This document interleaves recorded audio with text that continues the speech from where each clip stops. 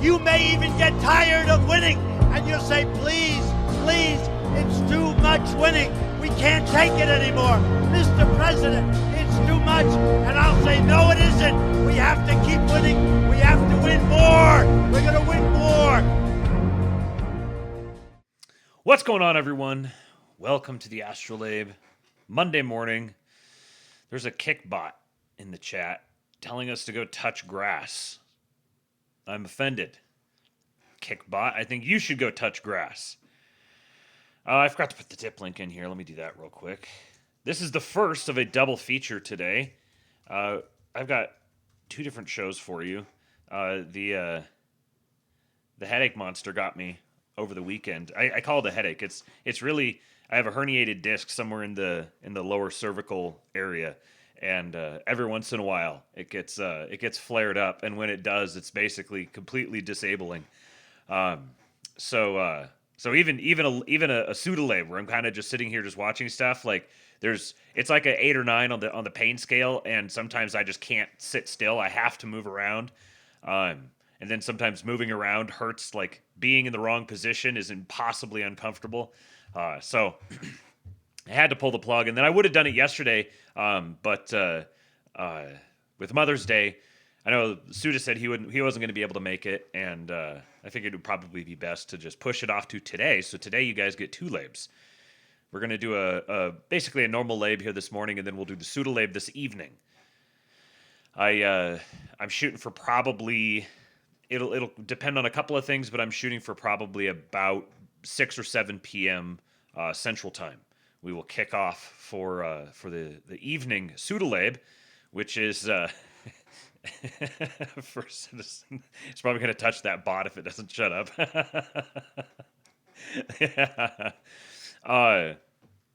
Yeah. Probably 6 or 7 p.m. Central Time tonight. We will do it is Ghostbusters and Kung Fury, a double feature. So make sure you guys show up for that this evening, and you'll have to forgive. Maybe a little bit of foggy brain this morning. It's usually on the back end of one of those flare-ups. It usually takes a little bit to get my head in gear. So thank you to Duffhead and Hello Julester resubscribing. Thank you, Pale Morning Dude, for the kicks. What are we going to talk about today? Spencer Pratt. Will it be a Pratt summer in Los Angeles? That's Los Angeles is actually the title of an Easter Substack post that he wrote. And he was not on my radar at the time. This was only a month ago. He wrote a Substack post called Los Angeles. It says, God bless the city of angels. We must redeem her. This is very interesting rhetoric coming out of a reality TV, a notorious reality TV villain who is now running for mayor of Los Angeles on a We Must Kill the Homeless platform. This is fascinating things are happening, extremely fascinating developments. So I've got a few things in the build up to that, and then I'm going to read that to you, and then we're going to watch this interview that he just. I was just talking on the stream the other day about how he's totally a guy that the All In podcast people are going to be all about. Like this is squarely straight in their alley, and And sure enough, here we go. He sits down with David Freeberg and has an interview. There was enough stuff that when it went by in the interview that I was like, I'm not going to be able to pull out specific highlights. Let's just sit down and watch it. And yeah, there's so many things here. And then if we have time, we'll get to this one here, Spencer Pratt and the Art of Persuasion, a sort of Scott Adams-esque look at Spencer Pratt and the types of communication that he's using. So whole bunch of stuff in here that we'll be able to get to. Please do share the show. Let the people know that we're live right now. I tweeted out the link over on X at Kingpilled. He sold crystals, so it's totally not off base. Yeah, says Ryan Isaac. There's actually another article here that maybe I'll read on a future episode. It was probably going to be a little long for today. But a guy wrote a profile about him in Esquire. In 2022, Spencer Pratt has always understood the assignment. Yeah, it's actually pretty interesting. He is extremely LA. He is one of the most LA people possible. In for better, for worse. He is extremely LA. This is going to be very interesting because I was sort of adjacently aware of him and figured, okay, he'll make a bit of a splash and then he'll wind up losing and he can parlay that into maybe a new reality show or something like that. But then I started watching him a little more recently and I'm like, man, the resemblances to Trump are uncanny. But he does them naturally. You recognize them and you're kind of like, oh, that's a Trumpian thing, but it's not like that sounds like Trump. I think there's a difference here. He's not doing an impression of Trump. He's at least thus far, he could lean into it more and more as he gets success. But I think that would actually run counter to his success. He's using a lot of the same tropes that Trump did, but he's doing it in his own way and in a way that's extremely palatable to a centrist sort of normie. So he's I don't know, he's expanding Trump's range with he's like expanding Trump's range without diluting or running afoul of it. It's a fascinating thing to watch. Now he could crash and burn at any point here. There's all sorts of failure states that could, like, potential failure states that lie ahead of him. So especially the bigger he becomes, the more of a thing he becomes, the more attention and pressure and focus and influence is going to be pressed upon him. And so his own, like, you think about someone like Trump that doing what Trump did, rising up to power the way he did, he became the absolute lightning rod for all attention focused on you at all times. Every single conversation is about you all the time. There are exceptionally few people that can handle that without it making them go completely insane. And eventually having some kind of scandal that emerges or getting caught in something and he's called Teflon Don for a reason, because he has a preternatural ability to ride the wave. You can't. It's almost a spiritual phenomenon. Like you can't just describe it in simple material terms. And this is what the great men of history are. So it's not like to elevate him. It's not to say that he is a god. It's to say that he is a great example of what great men look like when they are properly oriented toward truth and embodying that as much as possible and taking on risks and conquering and overcoming them. So, does Spencer Pratt have that capacity? I don't know. He could face plant at any point here and get bogged down in some kind of a scandal or something like that, not handle something well, get bought and pulled in a particular direction, acquiesce to some kind of special interest, have some sort of gaffe, any of these sorts of things. He could do that and not navigate it well. And then he's just kind of like, oh, that was an interesting little blip that happened. And oh, maybe it's kind of a sign of someone else will, he picked up the mantle and carried it a little ways and then he fell. But maybe someone could pick up the mantle where he was and keep it going forward as Western politics fashions itself more and more in the image of Trump.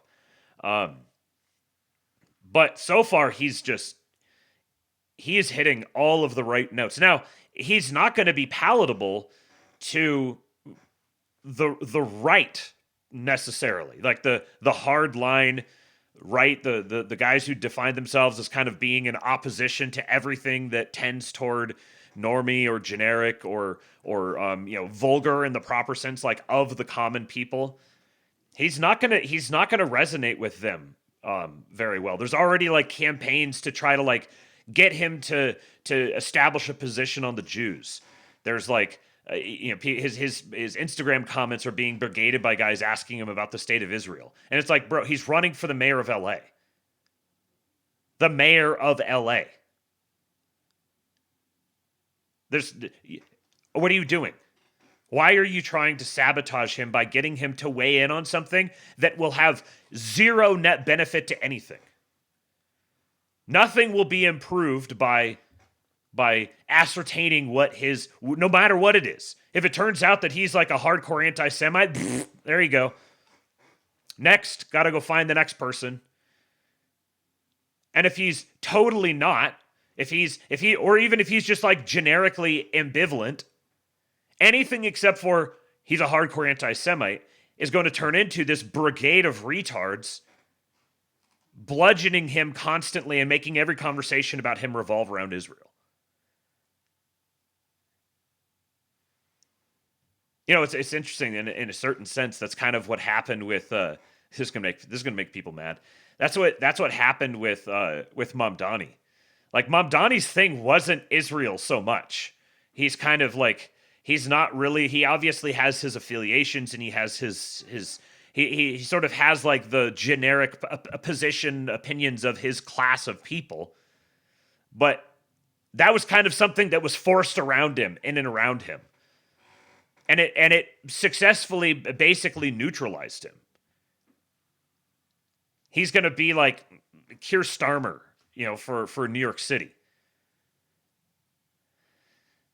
So, like this is the way. If I was someone who was committed to the cause of the state of Israel, and I wanted to ensure my grip over American politics, popular culture, then I would be identifying people like Spencer Pratt, and I would be attacking them with the subject of Israel.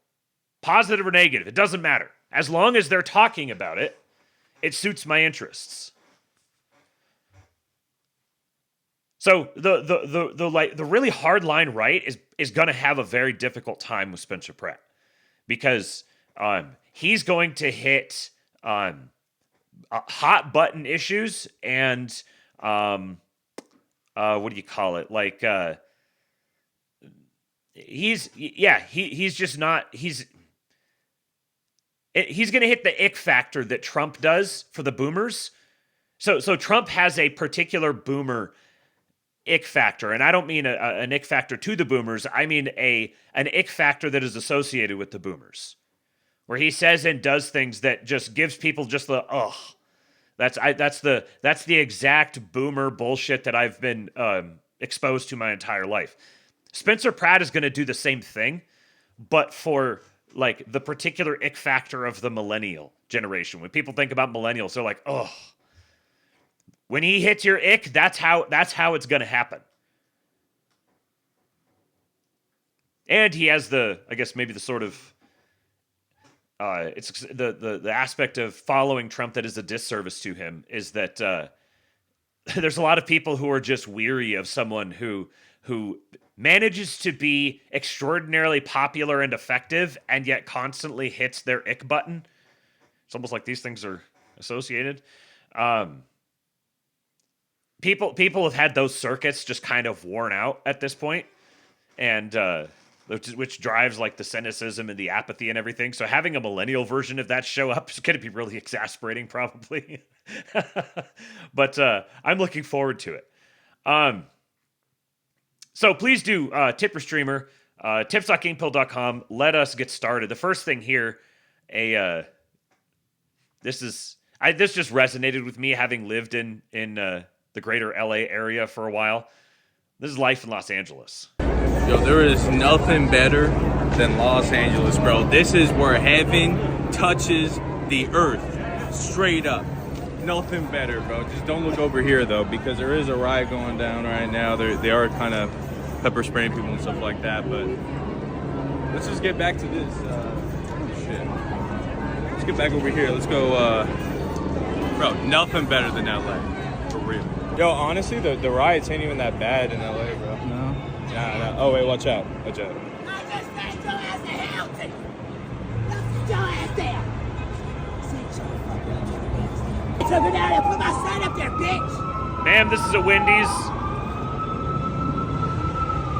not that bad. That's not that bad here. It's not that bad. Yo, This is. It's good because it's really, really true. And here's the thing: is like when you've lived in LA, when you've experienced life in LA, the good aspects of it, you will tolerate a lot of that for the good. You'll just figure out ways to sequester yourself. Like, I'm going to stay here and benefit from the geography and the climate and the availability of everything. I'm going to stay here and just figure out ways to sequester myself off from it. But you can only do that for so long. Eventually it all comes for you. And what's happening right now is, generally speaking, white people, but not just white people. Also, like, multi-generational Hispanics and blacks are getting, and Asians. There's a huge Asian contingent that is not down with any of this sort of thing. And they've been there for a while now. And they remember what it was like when it was good, and it was not that long ago. It was within living memory for most people that Southern California was an absolute paradise. This is a jewel of the nation that cannot be let go. You don't just like write it off and be like, "Oh, just saw it off into the ocean." No. We're not receding. We're not stepping away, backing away from this treasured asset. All of the resources that are there, the tourism value, everything that's there. No, this is a incredible asset that needs to be preserved as part of our great nation. And that spirit is beginning to rise. It's in little ways, and when it does, it's going to look different. It's going to look different in California than anybody who's not from the West Coast is really going to be able to, like, grok. A couple of, again, in recent memory, a couple of major elections that I didn't really know about until I lived in California. I wasn't tremendously, like, through high school and college, I wasn't that engaged in politics. It was kind of in college that it started, many such cases. But a couple of very interesting measures that were struck down by courts after being popularly voted in. This in the context of the Virginia redistricting election that was struck down by the Supreme Court. And now the Dems, of course, are very, very angry that the popular will of the voters was struck down by a judge. Well, here you go. Prop 187 in 1994 about the eligibility of illegal aliens for public services verification and reporting. 59% of the popular vote in an election that got 9 million votes. 60% turnout. 59% of the popular vote said, yes, illegal aliens shall be ineligible for public services verification and reporting. So when people say that Californians, oh, they deserve it, they voted for this, they most definitely did not vote for this. They literally voted for not this. But it didn't matter. Legal chicanery later, some legal chicanery later, and the the entire country of Mexico is now being supported financially by the state of California. And look at the distribution of the votes here. The blue, this is kind of a little counterintuitive. The blue, the darker the blue, the more anti-illegal alien. Just think of it that way. The lighter the brown here, or no, actually the darker the brown, look at that. If you want to know who has been running California for the last generation, look at this election right here. This tells you 70 to 80% said that said no, like illegal aliens should get federal benefits. It's like, what is that? San Francisco, literally? San Francisco and Oakland? And then as you widen out into the Bay Area, but there was even like penetration down into the Bay Area of people who were like, no, we're not going to give taxpayer benefits to illegal aliens in the state. All of LA said no. It was literally just the Bay Area and concentrated around San Francisco.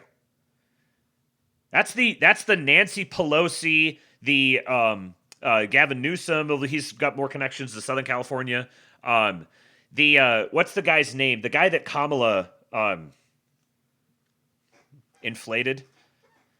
What was the guy's name? Gangster who ran basically ran Oakland and then expanded out further out into the state. Someone in the chat will have it.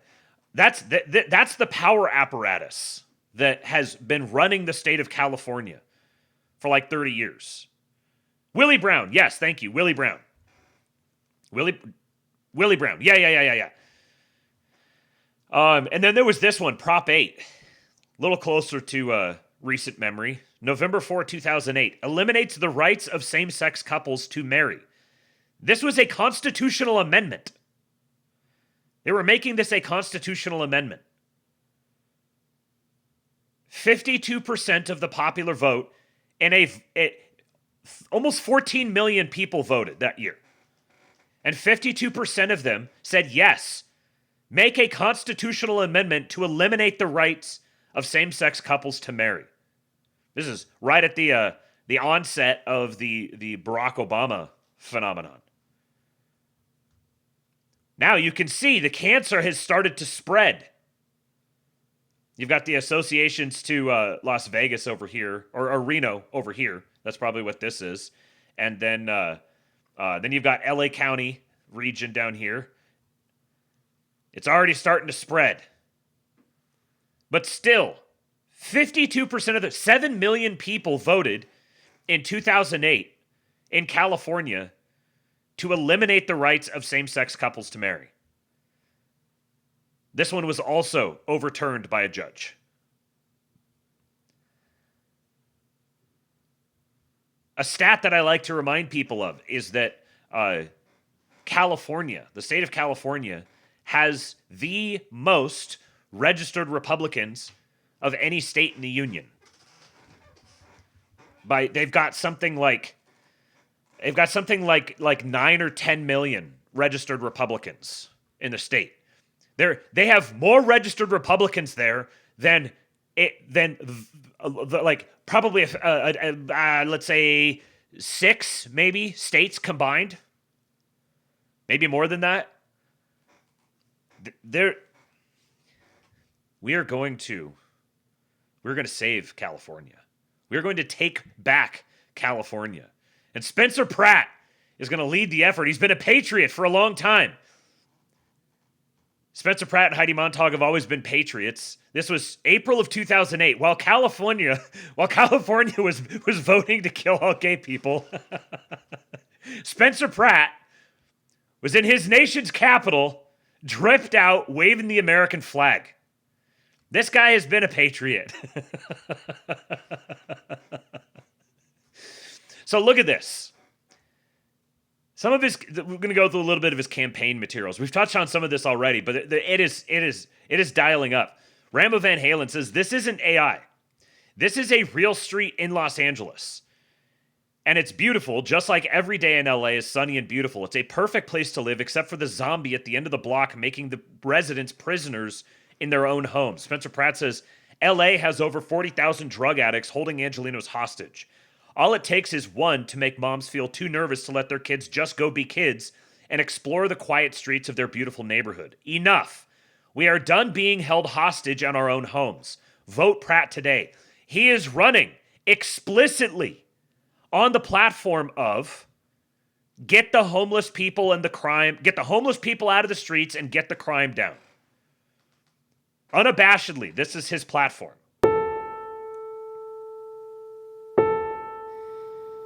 In my eyes, indisposed, in disguises no one knows, hides the face, lies a snake, the sun in my disgrace. Black hole sun, won't you come and wash away the rain? Black hole sun, won't you come? Won't you come? I gotta say, this is the neuron activation meme for a pretty substantial class of people in Southern California who may not, they're just been kind of in a daze. They just kind of exist among these zombies and stuff, and they're just doing their best to keep their head forward and ignore everything that's happening around them. If they stumble across this video, it's going to be that instant, the monkey with the neuron activating. Because every single one of them has had this experience. Driving, it's a beautiful day, you're driving down this beautiful neighborhood street, and then there's just an encampment of drugged out semi-humans just posted up down there. And sometimes they're posted up there and they're in there permanently. They've put like stakes into the ground. They've got like TVs and stuff set up. They've got hot plates.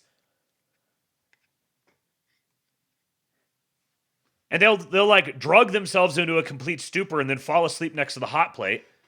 And what do you know? When you live in a hot, dry place and you have a bunch of vagrants falling asleep next to their hot plates because they're doped out of their minds, you get wildfires. Imagine. What a great opportunity for, what a great business model. Think about the sheer level of evil that has driven the business model of organized crime in California. Burning people, they've burned entire cities to the ground. Was it Surprise? A few years back up in Northern California? The entire city is gone. Out of a combination of negligence and insurance fraud and environmental policy. As this like subversive way of getting into the government to install your people in the government so that they can either help coordinate or just look the other way from all of the crimes that you commit.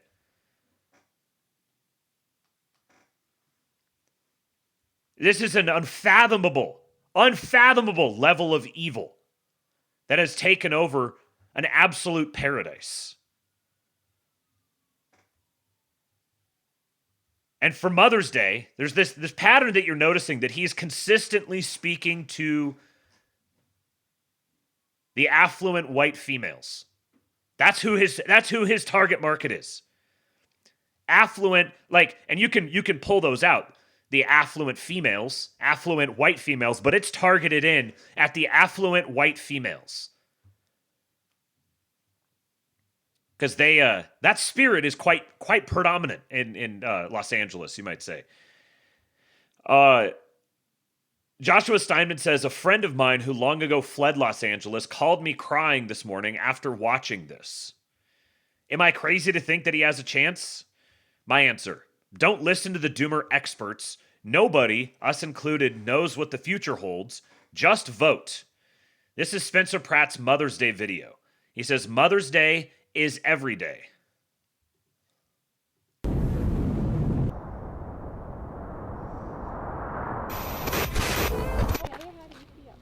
Is this the house? It is. How do you get it out? I want to go in the airstream. Heidi and I have been through hell together. My bad. Oh, I'm pulling up the covers. Oh. No mom should ever have to go through what she's gone through.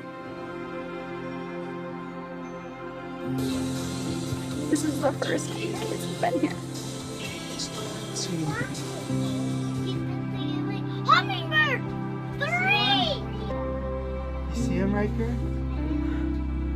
This was where your bedroom was, remember? This was Mama's room right here. Are you okay?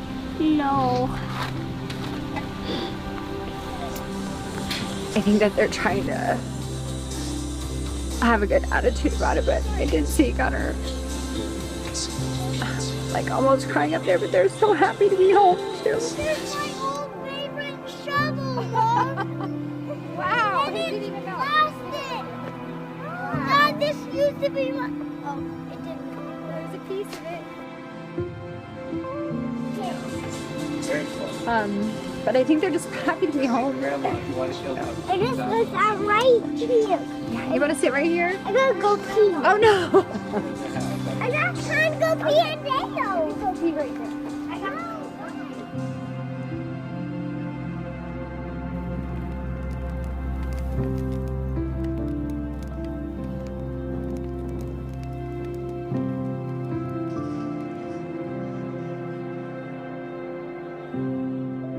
I am constantly in awe of Heidi. She's the most incredible mom to our boys.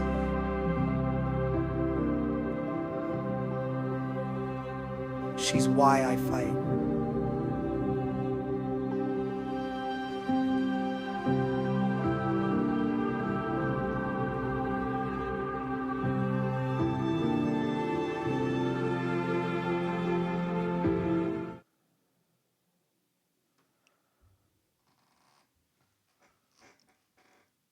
This is what happens when Hollywood is turned toward good. When the actual talents get in the game for real. Yeah, that's radicalizing. He posted, "We don't have to live like this." This is the campaign right here. This is the campaign. We don't have to live like this. Yell and scream. No, stop. Stop. We don't have to live like this. This guy tagged him and said, "Going on a morning dog walk, and we're not even close to Skid Row." Okay, well, this is a new one. We just have a couch. What is happening?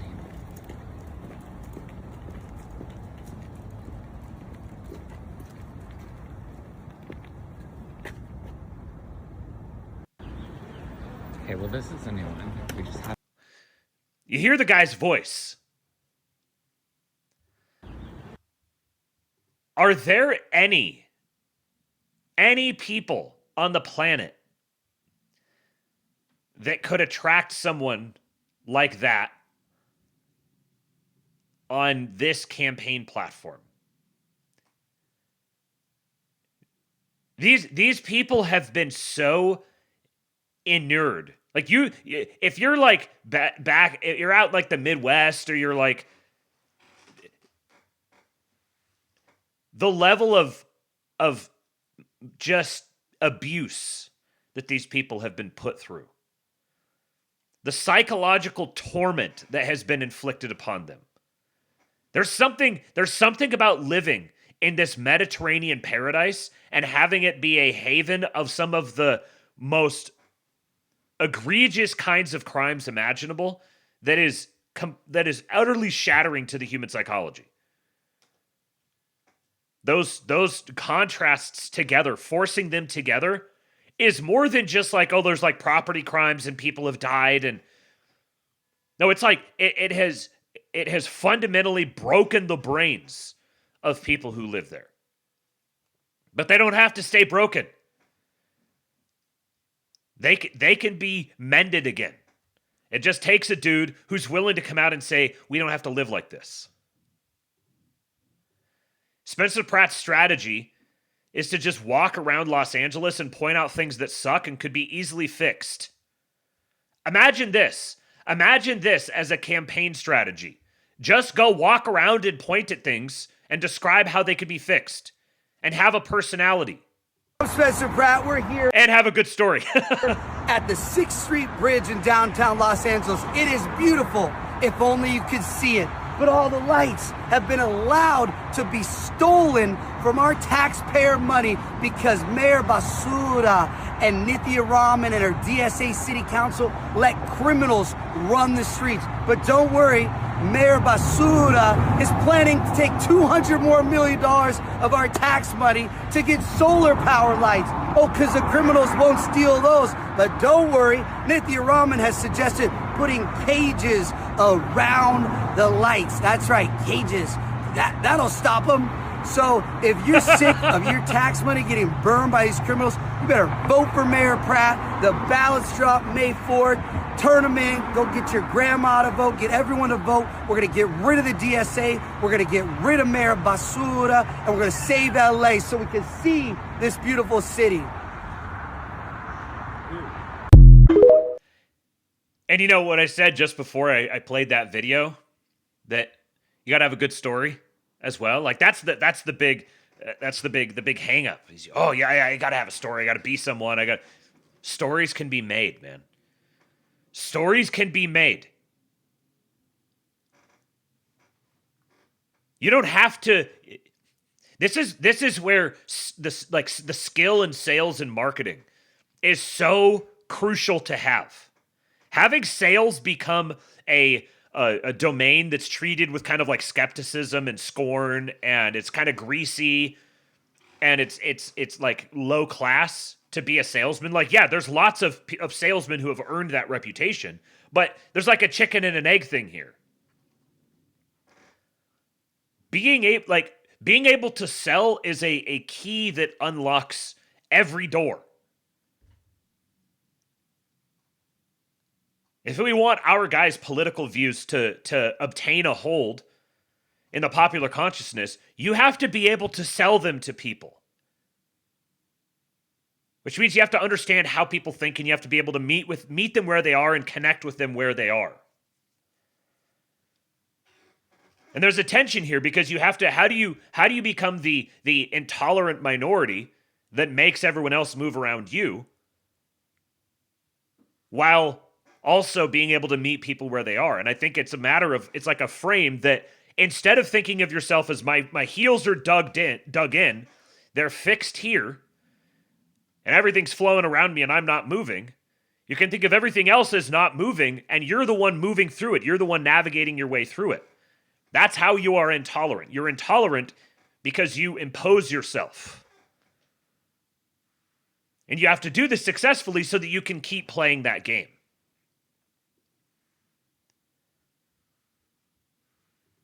It's really this simple.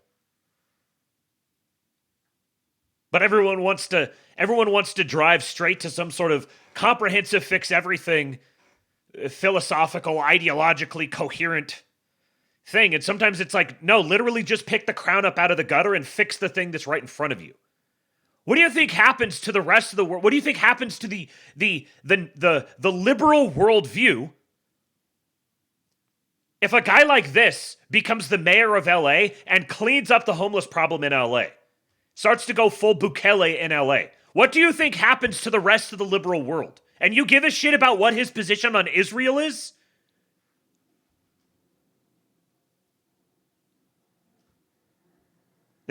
No. There's a very, very good opportunity here to create a ripple effect, reclaiming paradise from the commies is such a tremendous aspiration. You cannot comprehend how difficult it is to do what he's doing right now. Very, very Trumpian indeed. Yeah, look at these.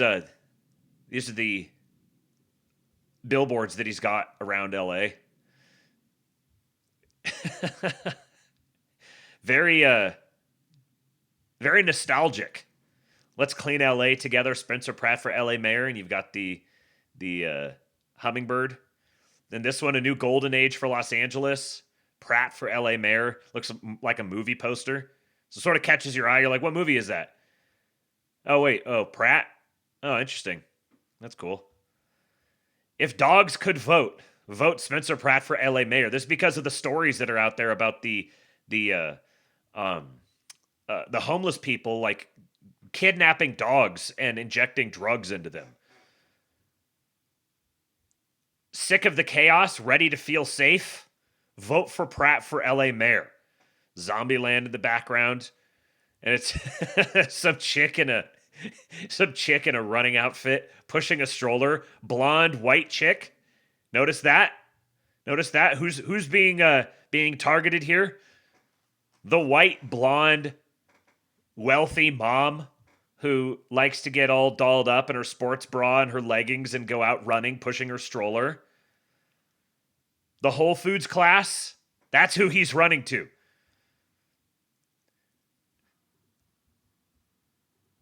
Now, this ad here was put out by the LA County Federation of Labor. They have a new committee lined up to go after Spencer Pratt, and they're dropping an initial $221,000 on this video and an additional digital ad. This video is supposed to be a hit piece. Like this is an attack ad on Spencer Pratt. Republican Spencer Pratt is the last thing Los Angeles needs for mayor. Pratt opposes using taxpayer money to build brand new houses for our unhoused neighbors, saying it's time for the homeless to get help or get out. Pratt thinks LA needs thousands more police officers rather than more social workers, and Republican Spencer Pratt thinks public employee unions should have less power, not more. LA is on the right track and needs to stay the course. Vote no on Republican Spencer Pratt. Yeah. And it's like you already sold me on him. You don't need to keep selling me on him. I'm already voting for him. Oh, this is incredible. He opposes using taxpayer dollars to build housing for unhoused neighbors. Said it's time for the homeless to get help or get out. Oh, wow, so true.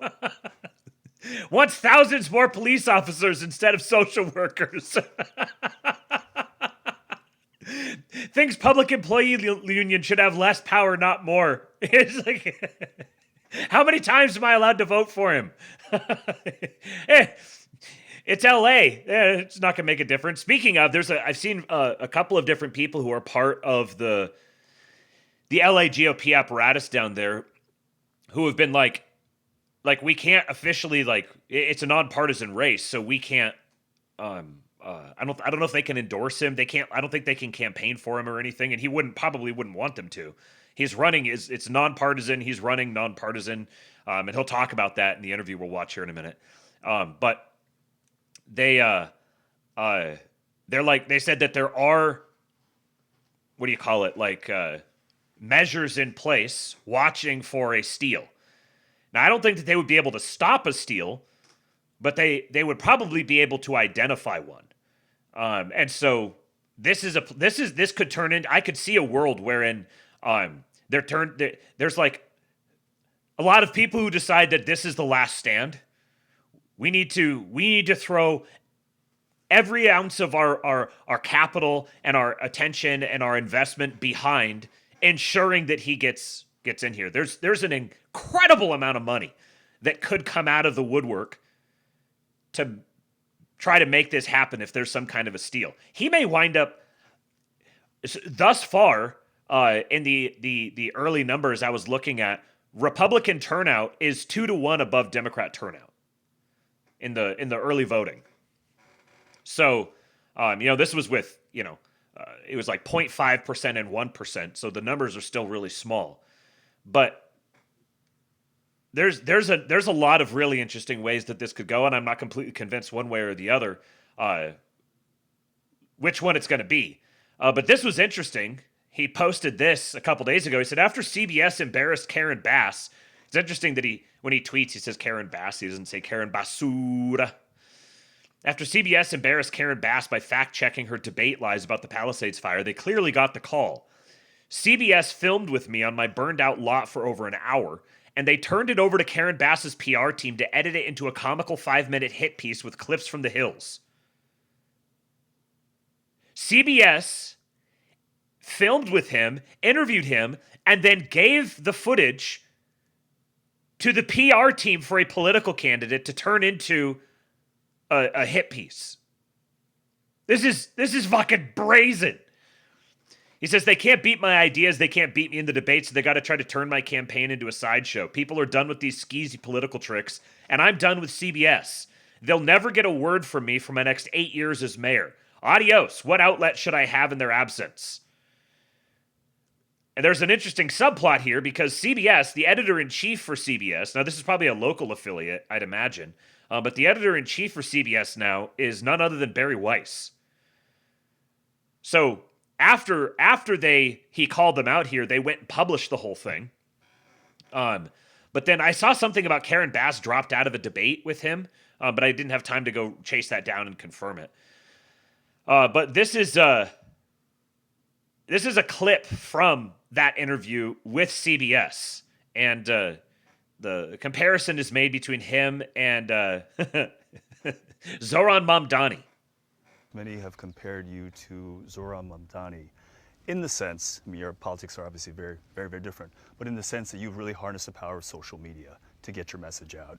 Isn't it interesting that their politics are very, very different? Because his platform is kill all the homeless people. Like, that's it. His platform is just get rid of the crime and homelessness. And it's, your policies are obviously very different than Zoran Mamdani's, the guy who said, give us all the crime and homelessness. What do you think of that comparison? You know, the one thing I connect with is I know he promised his voters, like, the subway will be free. And I'm promising my voters the metro buses, the metro trains, they will be free from urine, feces, stabbing, attacks. So that's kind of similar. We both had free things for public transportation. But, you know, I think... It's so fucking shameless. It's so shameless, but it's so good. He's going to give you free transportation. I'm going to give you transportation that's free from urine and drugs and stabbings. So we're both giving you something free for transportation. Oh my God. He connected with people because they felt like change. They wanted change. That message would never connect here because we've already been doing the socialist experiment pretty much for 6+ years, and it's failed here in Los Angeles. So I think my message is why it's resonating on social media is it's the truth. It's authentic. It's from my heart. I didn't want to be a politician. I'm standing in what happened because of failed politicians. That's why I'm here. I don't want to be, I want to go in and change LA so that this never happens to anybody. A lot of people are like, oh, he only cares about Palisades. This isn't coming back for a long time. No, I'm fighting for other communities. This is going to happen to a lot of people in the next 4 years. There's less firefighters now than January 7th. There's 45 less firefighters. We are not prepared. Don't listen to Mayor Bass if you live in the Hollywood Hills, Sunland, Tahunga, Bel Air, the Valley. The dead brush is already growing back in the Palisades. Everyone is in danger. Not to mention, forget fire danger. We're not ready for a mass casualty. That's so much money that he just mentioned. Event if there was an earthquake. We don't even have a helicopter. We don't have one Chinook that could come in and take 40 people if there was an earthquake and the freeway crash and all these people need to be rescued. We don't have a plan for this. We are so underprepared for everything. So I'm excited, actually, because once you get in this, you're like, oh my God, this is a red alert. Like, let's change. That's there's the psychology of the earthquake, like calling on that, and listen to him just rattle off the numbers too. He'll pull numbers out when he needs to, and who knows if they're true or not. But they're directionally true, and he can just spit them out off the top of his like, how many firefighters we have or whatever. Like, so he's clearly done his work. If this is a performance piece that he's doing because he's a reality TV star and he's decided he wants to take it to the next level and he's just skin suiting this, I don't give a shit. It's incredible. This is what I want. This is what I want Hollywood actors skin suiting as. And that level of individual talent is it would be, assuming that was true, that level of individual talent would just be extraordinary, generational. So there's a greatness to that in and of itself. Now, this is the article that he wrote, April 5, 2026, for Easter. Now, I saw some people talking about this, and they said that this was actually ghost written for him. But either way, this is the sort of message that he's publishing out as himself. It's titled Los Angeles. God bless the city of angels. We must redeem her. On a dusty, blood-speckled road outside Jerusalem 2,000 years ago, a condemned man turned to the women weeping in his wake and delivered a chilling admonition. Daughters of Jerusalem, he said as he staggered beneath the weight of the cross, do not weep for me. Weep for yourselves and for your children. For the time will come when you will say, blessed are the childless women, the wombs that never bore and the breasts that never nursed. Among all the words of Jesus Christ, particularly in his final days of salvation, these from Luke 23 are often overlooked, and perhaps the most prescient. They were spoken en route to Golgotha, hours before the ultimate sacrifice. It was a shocking reversal of Jewish values, which have always held that children are a supreme blessing from God. I'm going to leave that one alone. But Jesus was not cursing motherhood. He was warning of a future so saturated with horror, siege, famine, the collapse of a society that had turned its back on covenant and compassion, that bringing children into it would feel like an act of cruelty. Better to forego God's most supreme blessing entirely than to watch your sons and daughters suffer through the evil times ahead. It's a verse that lands differently 2,000 years later in Los Angeles, the city that still dares to call itself the City of Angels. Here, amid the fading, palm-lined paradise, a quiet secular echo of that ancient lament has taken root. Fertility rates in California have plunged to historic lows. Just 10 births per 1,000 residents, with the state's total fertility rate hovering around 1.48 children per woman, well below the 2.1 replacement level. My man's talking fertility rates. He's going into Southern California and talking about fertility rates. And he's running on get rid of crime so we can have babies. Los Angeles County has often outpaced the decline. Births have fallen steadily for decades. Demographers point to the usual suspects: stratospheric housing costs, the gig economy grind, delayed childbearing into the late 30s and 40s. But beneath the spreadsheets lies a deeper, more visceral reluctance. Many women look at the world their children would inherit and simply say no. Not because they lack love or ambition or the biological pull to mother a child, but because the future feels so broken to inflict on another generation. They've lost hope in our city. Walk the streets of downtown Los Angeles any morning and you will see why. On Skid Row, a 55-block Gomorrah of human wreckage. Karen Basura and Nithya Rahman gleefully distribute drug paraphernalia in the name of harm reduction, which simply streamlines the turning of once living bodies into zombies, slumped in doorways with open sores, limbs rotting from untreated infections. Open-air drug markets operate in broad daylight. Just this week, next to a popular bike path in Nithya Rahman's district, where families and bikers need to dodge the hepatitis-laced drug needles that Rahman handed out to the zombies, another poor soul died in the tent. Rahman had disregarded her community's demands that she address the encampment. She shrugged it off, saying the gentle concrete slopes of the LA River made it hard to reach. She said, steep concrete slopes, culverts, and hard-to-reach areas make these encampments among the most difficult to address in the city. Another man died in full public view at a bus stop beneath a movie poster that read, "They will kill you," an unbelievably macabre irony, a detestable commentary on how lost we really are. To make it worse, Angelenos on social media were more upset with the fact that there were pictures of the man posted online than they were with the fact that he was left to die in public. So it's fine if it happens in full view of children and families on the street, just don't dare post about it? And here's the image. The movie poster. Dead body.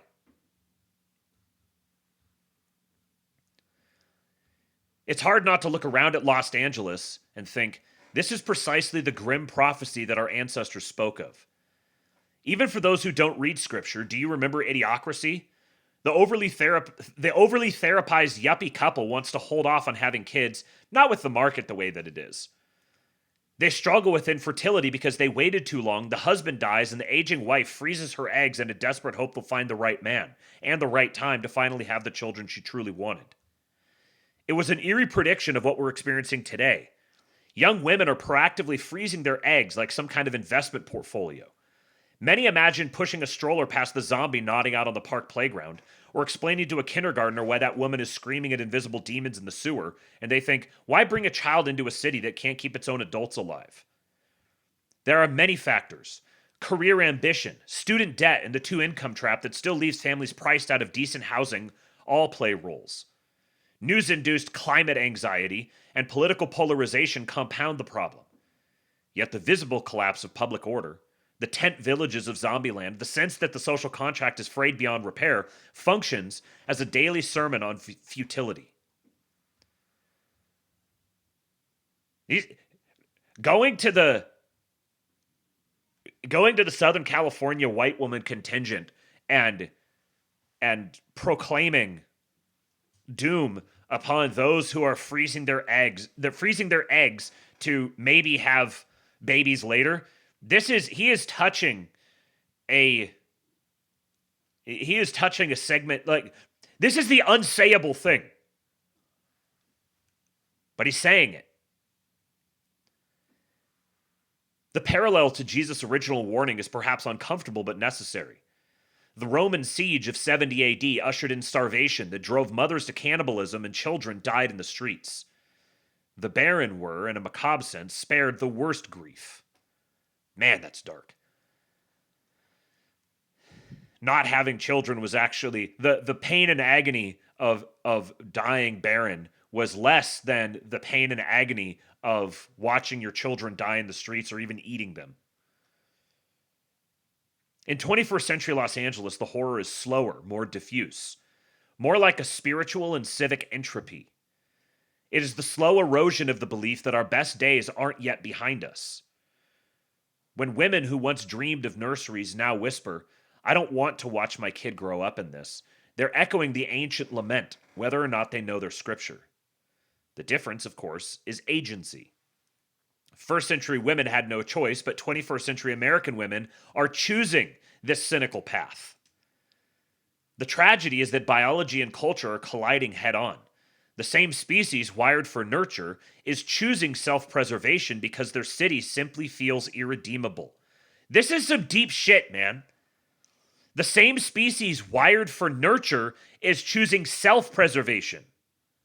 The species wired for the preservation of others is choosing self-preservation because their city simply feels irredeemable.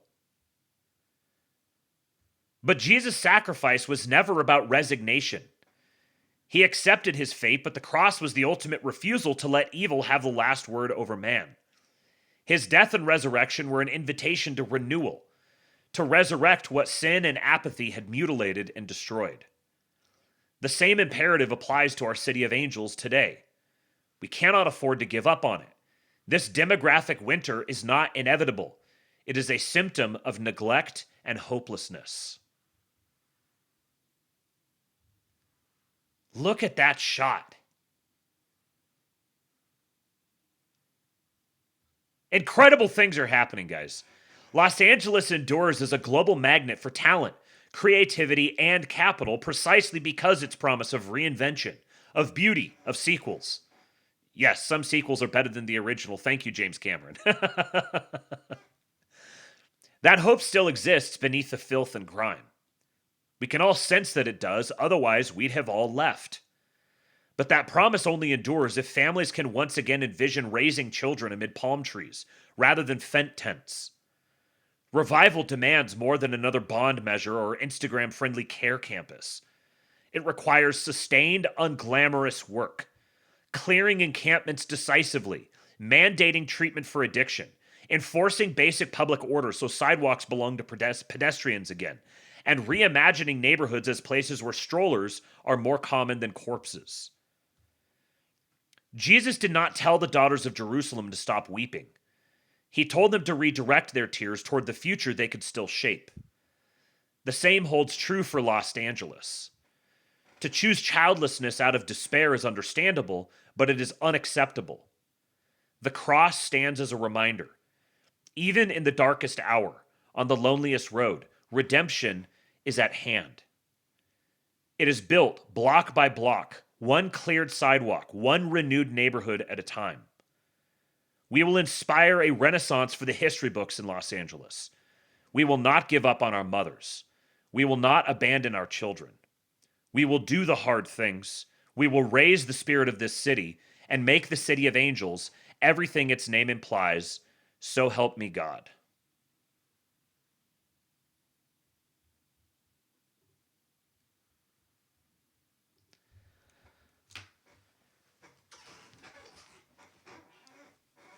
I don't know about you, but I'm ready to chimp. Yes, this is the writing of the possible mayor of LA.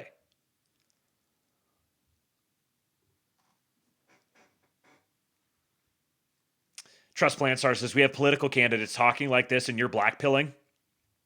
Absolute bars.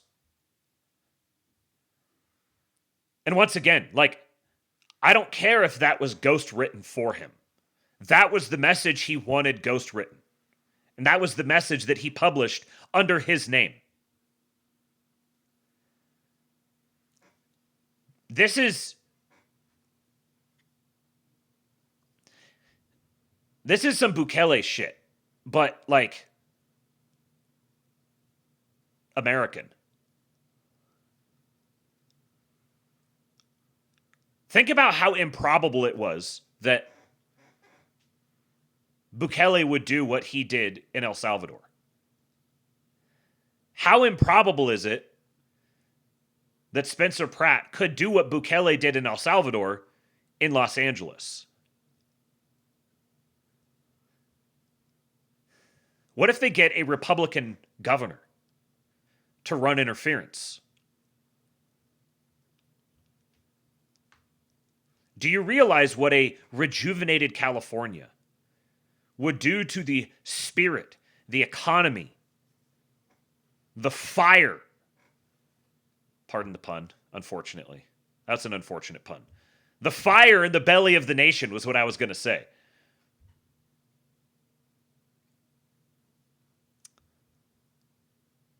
Try not to get my hopes up too much here.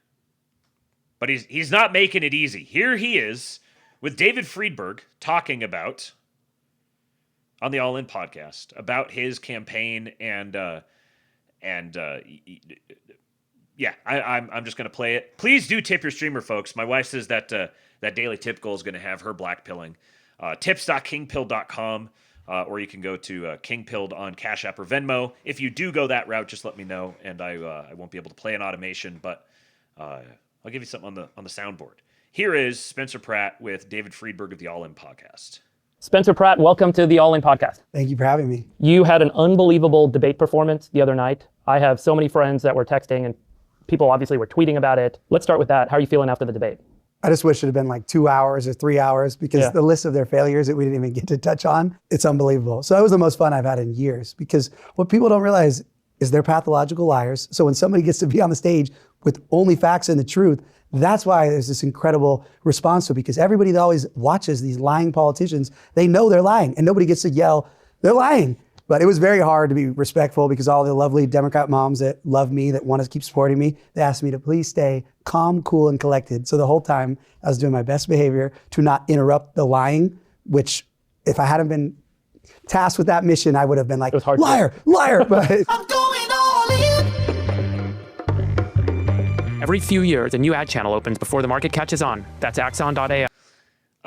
Kate says, he's not doing that performatively. Here's my relationship with Jesus, boilerplate Christian platitude. He just cuts straight to the heart of what's wrong with our society. Yes, because Los Angeles is like California distilled, and California is like America distilled.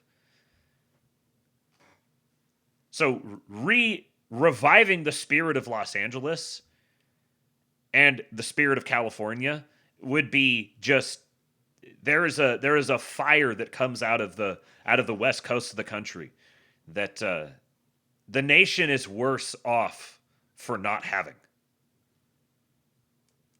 People said they weren't expecting such a great performance. Like, you were so well prepped, so well versed on a lot of the facts, on the actions you were going to take. How did you get ready for the debate? Did you do work to get after this? Well, thankfully, people argue with me all day long in every single media hit that I've done for months because they don't want me to get into the machine. So every interview Thank you for the gifted sub, Emperor Atreides. Ninja of Spades, you've got the emojis again. I do, unlike these politicians, it's opposition. It's arguing. When these, Mayor Bass or Councilwoman Rahman talk to the media, they can just lie, and then the media people go, "Oh, thank you, Mayor Bass, thank you, Councilman." If I say anything, I gotta have who was there, what they were wearing, what they have for breakfast. I have to have my information so fact-based and be bulletproof to beat this machine that I debate. All I do is debate people all day long. You're held to a higher standard. Exactly. You're challenged all day. And all I live in is facts and the truth. And so I called my lawyer who's representing me in the case against the city and the state and LADWP, one of the most famous lawyers in the world. I said, "Peter, how do you stay so calm when you're arguing with these liars?" And he said, "Spencer, I always have the truth."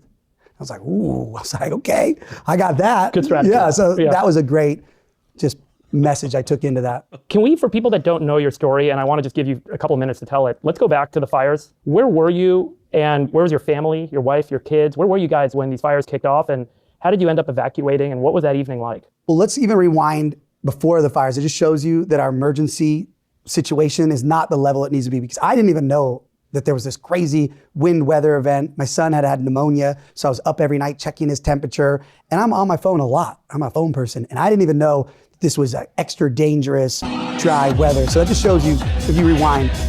Column rush!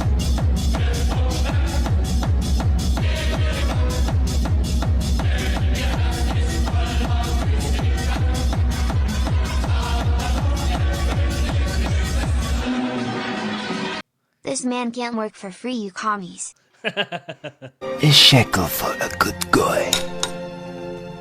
Thank you, Column Rush. Appreciate you. We weren't even informed at the level clearly we should have been. So the morning of January 7th, I was doing my normal routine, making my espresso, about to dance to Taylor Swift, "Look What You Made Me Do" on Snapchat, which I've done since the Reputation album dropped. And he's a wife guy, and he dances to Taylor Swift songs on Snapchat. And he is the man lining up to be the next Bukele. Nematoda said LA population is like half of El Salvador. So same order of magnitude, full of Latinos, very similar situation. Yeah, that was kind of what was in the back of my mind when I said that. I was like, there's actually a lot of them there. They'd just be like, "Oh, we've seen this show before." They would just be resigned to their fate. all of a sudden I see our nanny running down the street. She comes in with our 2-year-old at the time. She's like, "The workers up the street said there's a fire on the hill." Again, this is not crazy. Like Mayor Bass acts like, we never knew, but we're well aware fires happen. There had just been the Getty fire that everyone ran out of their houses for. I grew up in LA. Okay. I've been through the fires. They've been going on for 30 years. Yeah, so 3 weeks before, all my friends fought a fire in Malibu. So I was even planning on starting my own fire brigade like my friends had. And I was talking to Heidi, like, we need to get a hose. We need to get a truck. And so I was well aware of fires, no matter what anybody says. This isn't a shock. We also know about Santa Ana winds. So I run up the hill where we hike every day for the last 9 years. I lived in California I lived in the like greater LA area for, how long was it? Like 2 years, basically. And I knew about the Santa Ana winds and the fires. And like, this is a, like, if you live there, you're aware of these things. You can't not be aware of these things living there. So for them to come out and be like, "Oh, this was just totally unprecedented. We never could have imagined something like this would happen," it would be like people in Buffalo saying, "Oh, we never expected to get a foot of snow in one night." It was completely inane. And I see the smoke, coming from like the Highlands area, which is where Lockman, which we now know the fire was really from 7 days earlier, and it had been smoldering for a week. And I see the smoke, and I FaceTime my wife. I was like, "Yeah, maybe pack and go down to my parents' house just to be safe," because my parents live in the Palisades. I grew up in the Palisades. It's the opposite side of where we are. We're at the top of the hill next to the state park, there by the bluffs next to the ocean. You would think that'd be safe. So she loads up, just diapers, kids' clothes and goes to my mom's house. I stay up there, FaceTiming every local, what's going on? Very confident because I assume I've been paying, I don't have any money because all my money goes to taxes. So I assume all these tax money is firefighters are coming. Gotta be going somewhere. It's going somewhere. Right. I was very naive. He is such a gifted storyteller. He's so good at immediately he starts talking and you're locked in with him, and it's not an accident that he was as successful as he was. He's a very gifted communicator. But there's these little notes that he's hitting throughout this that if this is, it could be rehearsed. I would entirely believe he's just rehearsing these lines and he's told the story and practiced this story over and over and over again to get good at it. If you were trying to get into a position of political power, a front-facing, media-facing position like that, you should be doing the same thing. So note the little references to on FaceTime and my wife, and then the diapers, how to get the diapers and get them in there. And he's hitting on all these messaging points that are targeted at a very particular demographic. He knows exactly who he's talking to. He's not running for mayor of America. He's running for mayor of Los Angeles. And he's targeting the white mother demographic, wealthy white mother demographic, which is immensely powerful in Los Angeles. He's speaking to them precisely, and he drops a lot of references here that show that he's, for people who maybe didn't know who he was or whatever, he's obviously someone who lives in Los Angeles and has been there for a long time and knows the culture of Los Angeles. He's clearly a native. And I also lived next door, again, in the debate when Mayor Bass was like, he's lying, or that's not true. There was only one reservoir that was empty. Ma'am, Mayor Bass, I live next to the one you don't know existed, the Palisades Reservoir, 5 million gallons next door to my house that the fire department would do almost, not weekly, but bi-weekly drills. They would connect up there. They would make me move cars if they needed to, bring the hoses. I was always saying to my wife, well, this is annoying, but gosh, we're set. They have a thing where the helicopter could dip in there, not the Santa Ynez Reservoir that she was referencing that she lied about and said was for drinking water, which obviously, if you Google, LA Times will show you when it was made, it was for wildfire protection. That's why it has cisterns. That's why it has helicopter dip sites, because it's for wildfire. So I was very confident. I have a video of myself filming, can't wait till the helicopters get here, not realizing that they drained that, Janice Quinones, the LADWP, drained that reservoir in June of 2024. I must have been out at Erewhon when they were emptying it or whatever. So I was very confident in 2025. The Erewhon, he mentions Erewhon a lot. Which is just, it's really funny. He knows who he's talking to. But the way he, you see how he's got this grasp on the facts. I was trying to say grasp and grip at the same time. This grasp on the facts, just rattling through them very confidently. So you can tell that he's like a guy who's been, he's projecting executive authority here. He's someone who's like on top of it. He's aware of what's going on around him. He's highly capable. He knows all these people. He's connected to them. He's following these different issues and stuff. And he's speaking to this number one. Basically, all my money goes to taxes, and so I have this expectation that I'm spending a lot in taxes, but it's because I have all of these things that are just provided for me, and there's all this sophistication and competence and everything. And so I'm like, well, yeah, here's this really obvious thing, but I've got this awareness, or I don't concern myself about natural disasters because I know that the authorities are taking all this money in taxes, and so at least we're going to have the best. It's all expensive because we've got the best. And then nope, just not there. Just one day, I get used to living with all the fires nearby because I can kind of do the figuring, and we've got all this extra infrastructure, and I'm used to seeing the helicopters and the planes fly over, and so it's okay. It's okay. We can survive around all these fires. But then all of a sudden, nope, it's just not there. And it's not there because of total and complete corruption and graft, and they're just lying to you. That is a powerfully unsettling message. In Pacific Palisades, that pays probably almost a quarter of the taxes for the whole city, I would guess at this point. They're not letting the entire town burn to the ground. So I didn't pack anything. I didn't, prepare for our house to burn down. I called the fire department directly because I have their number. I say, hey, we just see one truck up here because, if the fire comes around, there's just this one place of dead. He's got the number for his local fire department and is aware of them, plugged into his local community. So he's got this awareness of the events. He's keeping track of He's calling his wife. He's talking to his dad, kind of coordinating things. And he's like, yeah, there's only one fire truck that's come by so far, so let me call real quick and check in and see what's going on. He's on top of it. He's the one who was on top of it, and they weren't. But he was just a dad living there. Brush, and if you put water on it, it won't come and hit all these houses. And they said, we have no assets available. I'm like, whoa, that's scary. So then my dad comes up, and we got the hose, and he's hosing a hillside. And finally, I'm like, Dad, let's get out of here.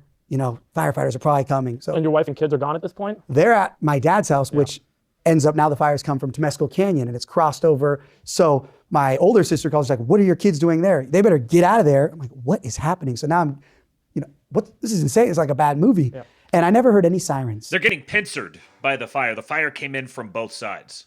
People, like real locals, will tell you, if you talk to me, there was no sirens. Yeah, I've heard this from a lot of friends in the Palisades. So that was if I had heard sirens, I would have started packing things, maybe stayed, but you don't feel scared if you don't hear sirens. There's no sheriffs or LAPD or any emergency vehicles coming up on the street. Everybody get out of the house, like in a movie. There was no movie stuff. And, so you always think everything's like a movie, but nothing was like a movie. So then I stay till the fire comes down the hill at 5, 6 o'clock at night. Again, when she was talking about this wind, Mayor Bass, I'm standing at the top of the Palisades. I connect to the state park. There was no scary winds. It did not go past 40 miles per hour. And it's now been, even CBS did a great debunk post yesterday, CBS News, with a journalist that was up there that I was correct and I wasn't lying in the debate. And there were planes flying. Just moved. Yeah, it moved. It was windy, but it wasn't. So I talked to the chief, Bobby Garcia at the U.S. Forest Service, about what he thought went sideways the day of. We don't know because the after action report has been edited multiple times by Mayor Bass, which she denies, but the LA Times. Notice how many times he brings up I went and talked to this guy, I went and called this person, I went and chased this thing down. He's like high agency, running point on all of these things. He's demonstrating natural executive initiative and talent. Yeah, he's a doer. And he does sound very Trumpy. Sometimes, especially when he's getting into when he's starting to get a little agitated and he maybe is like describing a conversation with someone incompetent, he'll sound very Trumpy when he does that. Stands by their reporting. And he said the initial fire wasn't made skinny. You're supposed to attack the fire on both sides. And that did not happen because, ready for this? Mayor Bass brought up there was no planes. No, Mayor Bass, you never called in fixed air wing support. She never did. You know why? She was in Africa. And you know who was supposed to do it? Her deputy mayor, but he was on house arrest. So LA City never even called in fixed air wing support to drop water. Thankfully, LA County, Cal Fire showed up and the U.S. Forest Service. But that's how out of the loop Mayor Bass was on So when did you find This is astonishing. Incredible. The city is responsible for calling in the fixed wing support for the Palisades, or for in general, but for the Palisades, what the prize jewel of your city. And she's just AWOL on vacation, hanging out at a friend is being elected president or something in Africa, so she's just hanging out. And then her deputy, the number 2, the one who would be there to respond to emergency events, is on house arrest. So the executive function of the LA government, to whatever extent that exists, just wasn't there. Just wasn't there at all. And your house was gone. I watched it burn on my security cameras. I watched my son's bed burn in the shape of a heart, which is the most spiritual, crazy, shape of a heart coming through the bottom of his bed. And then I watched each room until you're watching on the cameras on my phone in gridlock traffic on where the 405. Where the 10 goes to the 405, that one ramp. I'm just stuck in traffic watching it. I know exactly. But thank God, as I'm watching it. I know exactly where that is. This is another thing. Like 40% of conversations in Southern California involve talking about highways and interchanges and which highways connect to what. There's an insane number of highways down there, and it's just a weird little thing that's taken root there. I know exactly the spot that he's talking about. That is such a visceral description. Sitting there in gridlock traffic at this particular interchange that every single person who might conceivably vote for him knows and has driven, and sitting there watching on your phone, your home camera as your child's bed burns up. That is a level of visceral that it makes my hair stand on end. I can't reach my dad who I'm thinking is dying, trying to save his house on the bluffs, and I'm calling 911. I've been trying to get these audio calls to just post the level, and they say they don't have them, but I'm calling 911 to find out if my dad is okay, if he tripped. So even though I'm watching my house burn down, I can't reach my dad, so that's taking away the material connection. I'm like, my dad cared more to me than my house burning. So I get on 911, they're like, what's the address? Like, oh, no emergency personnel can go there. My dad lives on the bluffs. There's like, so you're like losing your mind at that point. There's 12 ways to get to my parents' house. So this idea that there's no emergency personnel, and I'm telling them my dad could be burning up. So these 12 people that did burn alive, I know firsthand, if one of their family members or relatives or neighbors was calling 911, they were told no emergency personnel can go help them. So thank God my dad obviously lived, and he got out, and I was like, Dad, could you get out? He's like, yeah, I drove all, you could drive anywhere. So they didn't even. Brutal. So in the aftermath, this hits you, must have hollowed you, wrecked you. How was the next couple of weeks kind of trying to put everything back? It's difficult to convey just how picturesque the Palisades was. The type, like, brilliantly manicured yards, beautiful homes, lots of them are old, very picturesque.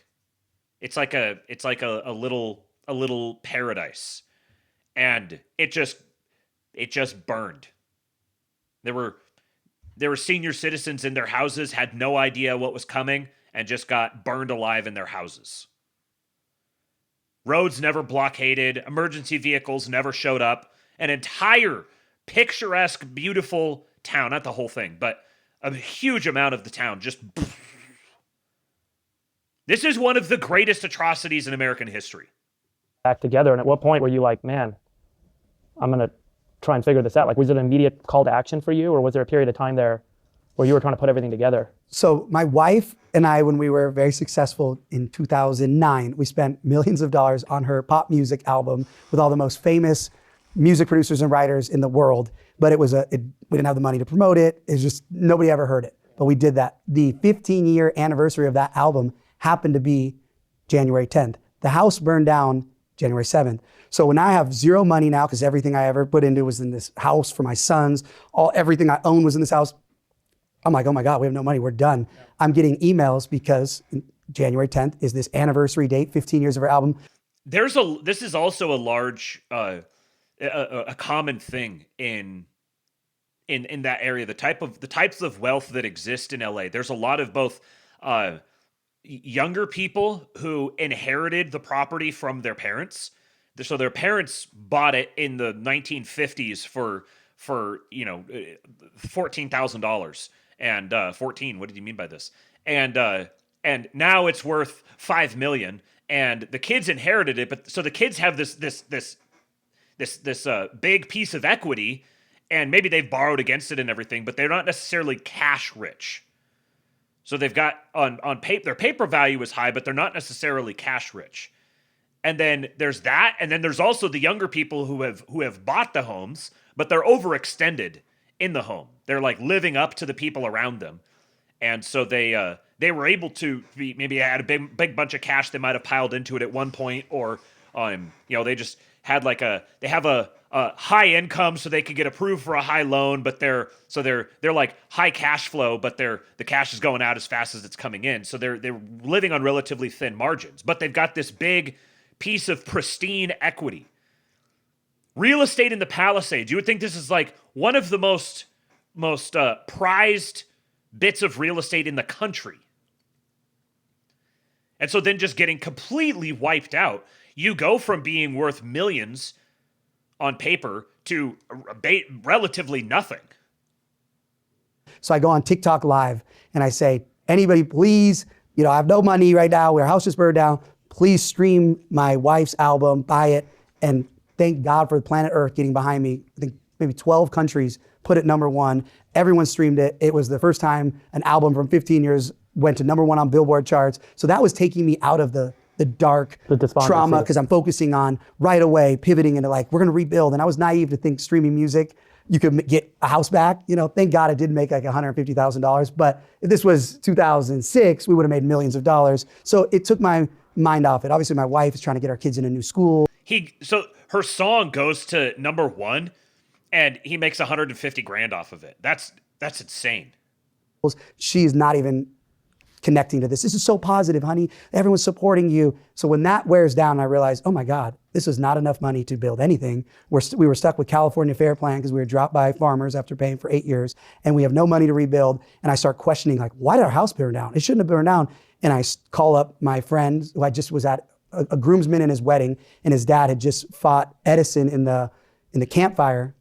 Maybe, I'm pretty sure it was Campfire at Paradise, and he beat Edison. So I call him. I was like, can you represent me? I want to sue. That was Paradise. That was the one I was thinking of, where the entire town burned down. Like, there is no town there anymore. I went to college with a couple of guys who lived there, whose families lived there. And some of them had family members who died in it, I think. But their home, their belongings, everything's gone. Just completely gone. They couldn't even like it's not even like you can, my house burned down, but the town is there. No, the entire town, every house, every business, everything, gone. The city, I want to sue the state, I want to sue LAD. So you're a fighter, you go after I'm it. just done. Case on. Fast forward a little bit, 5,000 homes burnt. 7,000. 7,000 structures, yeah, 7,000 homes, whatever it is. Why are you the guy that comes out of the fire and says, I'm going to fight and I'm going to do something about it and I'm going to change it? Well, thankfully, I had this experience of already being like a hated media personality. When you put yourself out there, especially when you're fighting machines like Gavin Newsom and his social team, and they're calling you a conspiracy theory, and the LA Times is calling you conspiracy theory because they're saying, this is climate change. There's nothing that could happen. Well, guess what? The day of the debate, the judges overruled the appeal by the state and the city of LA. Guess why? Because of the negligence that caused the Palisades fire. It's moving forward. Discovery's open. So this idea that I was this conspiracy theory, climate change, win guy, that a normal person would have, oh my God, I'm being attacked by the governor of California on social media. Most people back down. You burn my house down, you burn my parents' house down. You've been through it. You've been in the public. You've been a fighter in public. You've got this character that allows you to kind of... This is very, very Trumpian. They're talking about like, it's eerie. It's eerie. What Trump was he wasn't necessarily a villain per se, but he was definitely villain-like, and it was everyone kind of knew that it's like he plays the gilded the gilded era asshole who you fired. And so that was in that sense he was kind of like a villainous personality, and then Spencer Pratt was just like straight up just a villain, and he played into that. His entire life was revolving around like playing this character in public. Again, very similar to Trump. And now he's like, you screw me over, fuck you, I'm coming for you. I'm gonna sue you to death. And you wanna fight in public? Well, I'm happy to just swing right back at you.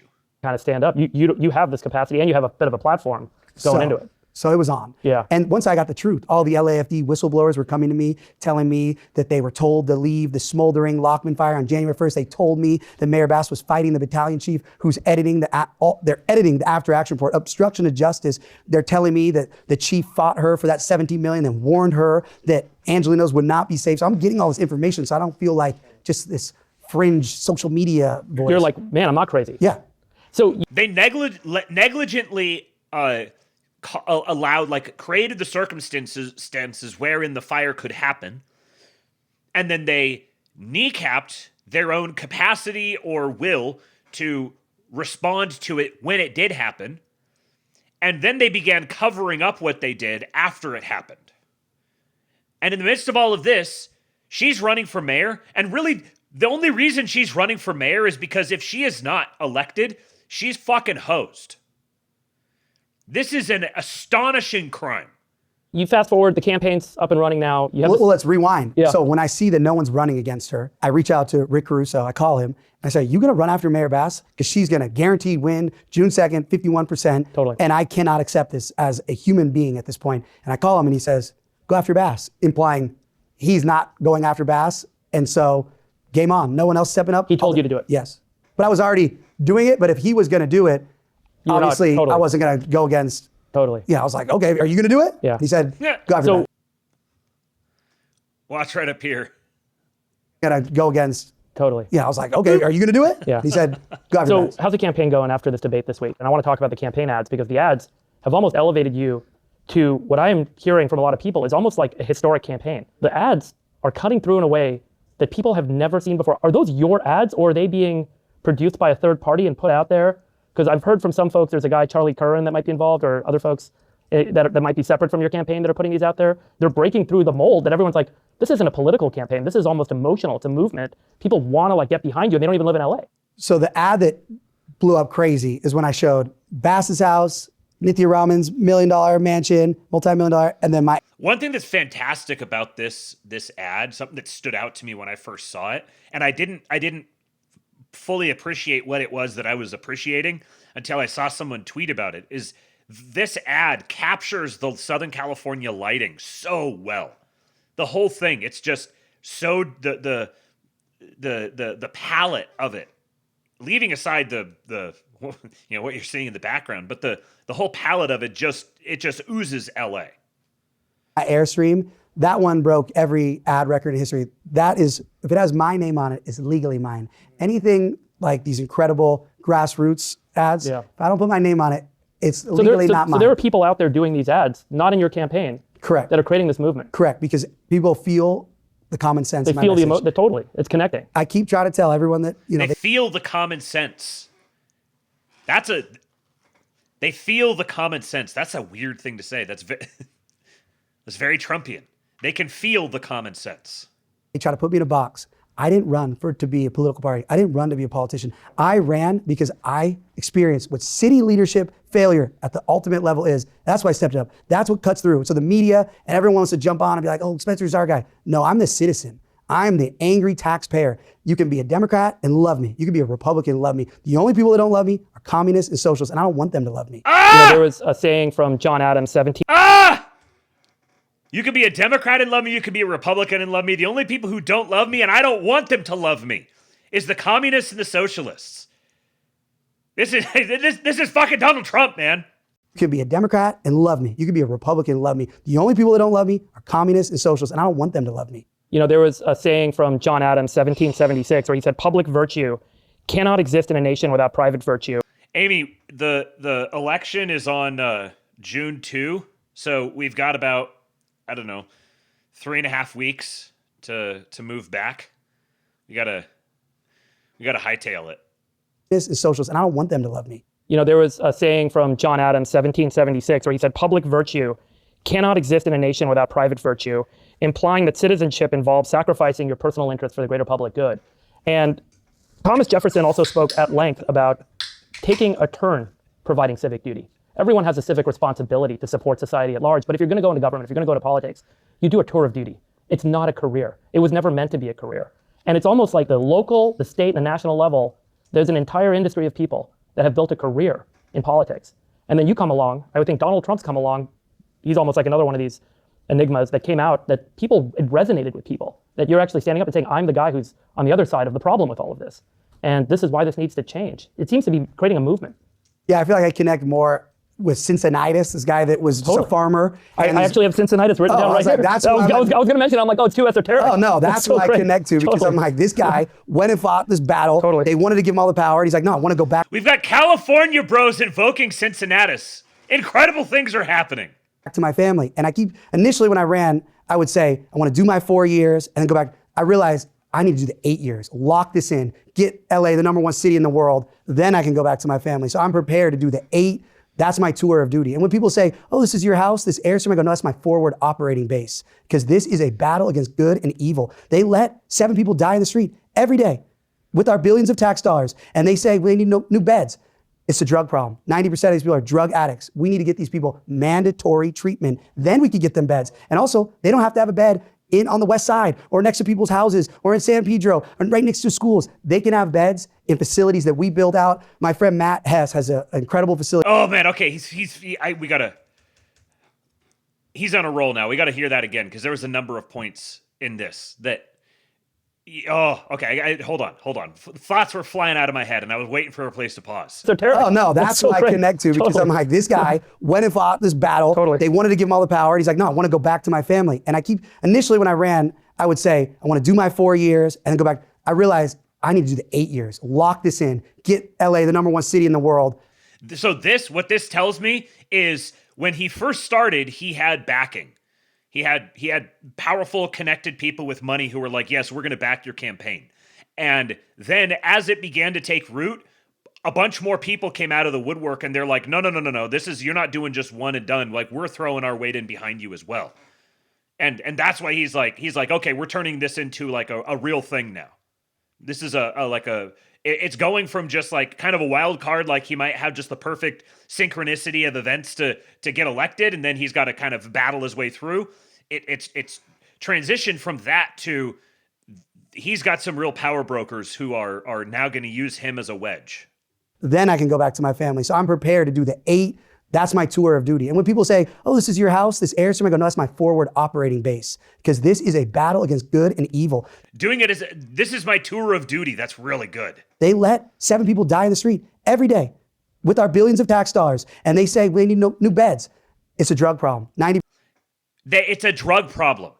No, this is not, they're not unhoused. They didn't just like fall on rough times. No, it's a drug problem. These are drug addicts and criminals. They do not need to be on our streets. This is not a problem of, just give them real estate and suddenly they'll transform into upstanding citizens. No, they're drug addicts and criminals. They need to be institutionalized. And we're not going to, once we've gotten them through their mandatory addiction treatment, then we can give them somewhere to stay, but we're not going to put them in a luxury apartment in one of the beach cities. We're going to put them in an institution. We're going to build camps. Spencer Pratt, this is Pratt Summer. We're building camps for the homeless people. 80% of these people are drug addicts. We need to get these people mandatory treatment. Then we could get them beds. And also, they don't have to have a bed on the west side or next to people's houses or in San Pedro or right next to schools. They can have beds in facilities that we build out. My friend Matt Hess has an incredible facility in Bentonville he built for veterans. I've been talking with him where he has veterans come here. They have all these services. It's beautiful. I'm like, how do we build this incredible compound? Beautiful possibilities. I guess in Italy, some billionaire did this for addicts. That's my vision, where we have all this. Take care of people the right way. Exactly. I don't know if it's in Italy or if it was in Portugal. I know Portugal did a big thing with this a while back. But something to consider. Superior B said, I wonder if our Gundo boys are pushing money at him. This is a big factor because El Segundo is right in the heart of all of this and is definitely impacted by the state of things there. And as we see, the direction that the Pentagon is moving with their new contract model and then pouring money into all of these little defense contractors, they're overrepresented among that subculture. That's like, I've said before, that's the future of the military-industrial complex, and they've got direct ties into the whole Teal network. So you got some dots that are connecting here now. You have the All In podcast guys adjacent to like Elon. Then you've got the Teal network that overlaps with that, which is then now tied into the military-industrial complex. And they're directly implicated in all of this. So this is why someone like Spencer Pratt could find himself some extremely powerful, wealthy friends. All the services that you'll ever need in a beautiful setting, not in a cement brick building that looks like a prison. An addict, when they're getting off drugs, they don't want to be in a 250 square foot little cell, no service. We put them out in nature. We're spending $25 billion plus. We have enough money where it's actually cheaper to build the most incredible facility out in nature that bring these services, that provide for these addicts, and you separate people. Everybody doesn't go in one building like they do right now. If you're a veteran, you go over here. Single mothers with their kids, families over here. Somebody who's just a hardened criminal drug addict, you go over here on this side of the hill. And we need to build this out. And we have concentration camps for the homeless. Have the money. But guess who doesn't make money if I do that? The NGOs that are stealing all of our tax money to increase prom, giving these people pipes, giving them needles, giving them the Narcan, letting them OD 14 times. Who is the enemy? The enemy is the NGOs. Times a night. Let me just hit on the NGO point. What is the corruption there? Help people understand, because a lot of people think this is like a MAGA talking point. I hear this thrown about all the time. People use MAGA as a term to dismiss when someone says something that is factually jarring to you. I've noticed this.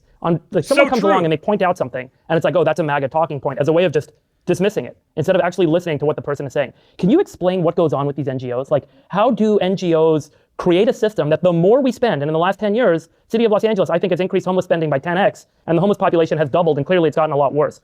Why is that relationship there, and what's the role that the NGOs actually play in this? And Straight Buster says, Spencer Pratt wants to put bums in monasteries, and you're blackpilling? God, I love the chat. All hail the Astrolabe chat. Promise not to call you a MAGA guy for telling me. Well, first off, when you said homelessness 2x, homelessness 200x. The count for homelessness, when Mayor Bass in the debate was like, it's down 17% from like, these are the most cooked numbers. Even the RAND Corporation says what they're saying is 30% increase. But they just drive around and they go, 1, 2, 3, 4, 5, 6. They're not going in under these encampments and bridges and bushes and unzipping these tents and going into the sewer. So we don't even know the count. But let me tell you my first experience with NGOs after the Palisades fire. Fire aid, 100 million raised. Every single person I talk to messaging me, no one's getting this money. No one's seeing $1. I go to Washington. I ask senators to investigate this. We open up the case. Now all of a sudden Fire Aid puts out a legal letter to defend themselves. In their own legal letter from the law firm, they say several of these NGOs gave directly to fire victims. The list for the 100 million is 200 plus. Google several. It's under 10. So even in their defense, they're telling you, and again, I don't believe one of those 10 gave directly. The people that they said did, they're like, we gave gift cards. Who would you give gift cards to? You don't think one fire victim, they're messaging me all day long, said, hey, I got a $500 gift card. So that's when I learned firsthand that these NGOs will take, and right in your face, 100 million and just steal it. So back. Remember when I said just astonishing levels of crime? Think about this sequence of events. They used climate change as an excuse for not raking the forests, not doing the regular necessary maintenance to prevent these fires. They put a bunch of lesbians in charge of the response, and a black communist woman completely handicapped the response to it. The people's houses burned to the ground. 12 of them died. The insurance companies dropped them, rejected their claims. They're trying to build Section 8 housing where their homes were. Many of those were homes they either bought decades ago or their families bought decades ago that they inherited from them. And then afterwards, these NGOs fundraise on that tragedy and steal the money to funnel it back into the exact same cause.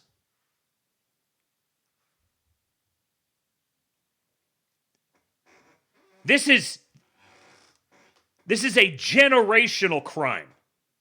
Back to it being a MAGA thing. The person who really exposed the details to me is this incredible Democrat mom, Samantha from the Integrity Project. She made her own little charity nonprofit because she's now tapped out of her own money in her neighborhood in Westwood. Her and her husband, they're both lawyers.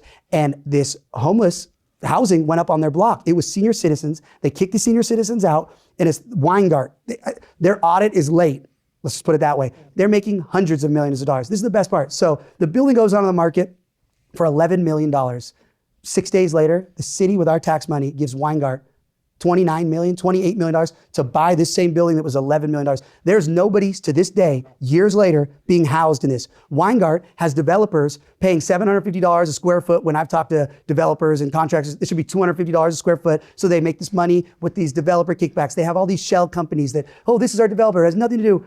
Ready for one of my favorite parts? With that $30 million, This is the game. This is exactly how all of this works. They buy out it goes on the market for $11 million. They buy it for $29 million. This is money laundering. They have developers coming in there, being paid $750 an hour for $250 an hour work. This is money laundering. This is a fucking massive RICO scandal. Who do you think owns that building in Westwood? Not the taxpayers, Weingart. So this is the Shelby House. I just went to San Pedro, right across the street from a school, 600 feet away, right across this beautiful little, nice, with old people in this community. This man is taking on the mob. This is like the equivalent of the mob. I guarantee you these people are all tied up in with the cartels. This man is now taking on organized crime at the national scale.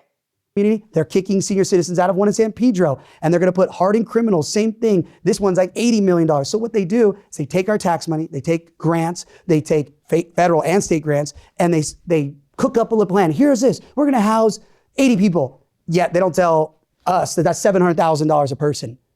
But everyone's making, these people with NGOs get $1 million salaries. The people below them get 500. Nobody's actually helping anyone because ready for this, there's no requirement to house people. And then in the state of California, this is the craziest part, with the home key rules.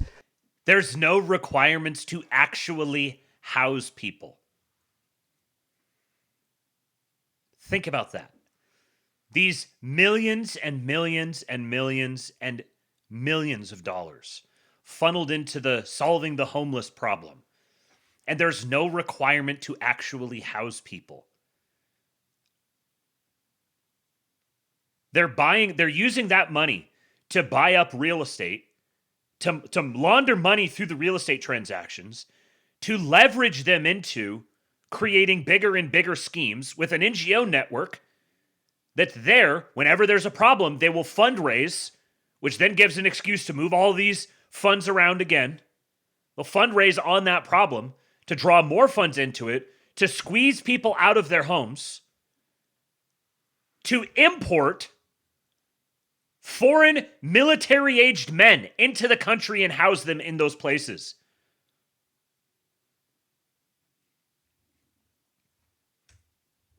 And then in the state of California, this is the craziest part, with the home key rules, the state won't give the city a lot of the money if you require the people to be off of drugs. If you say you can't do drugs in this housing, oh, well, then you can't get access to this money. That's unbelievable. And just to be clear, what an NGO is... If you can't do drugs in the housing, you can't get access to the money.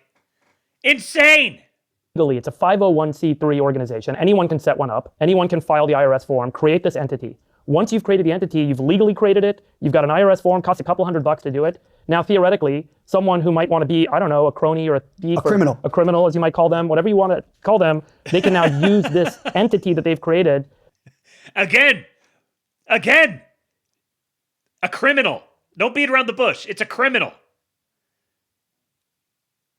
My millennial brother is walking in the footsteps of our great boomer grandfather. To basically get access to all this money from governments that aren't necessarily keeping a good eye on the money.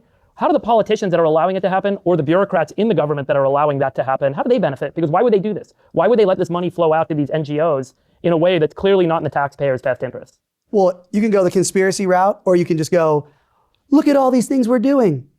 So there's two ways to look at it. They get to say, oh, we have this housing and this services. These people just bring them this easy out, like they're trying to fix something while still looking good. Like, oh, that's this NGO. Oh, criminal, they got caught. So then you go conspiracy, and you could say, well, are these people helping campaigns? Do they have PACs? So there's money going? Are they helping? So that's more conspiracy, that's fringe. But in just the sense, it's an easy way out. Oh, we're solving this. We're working on this.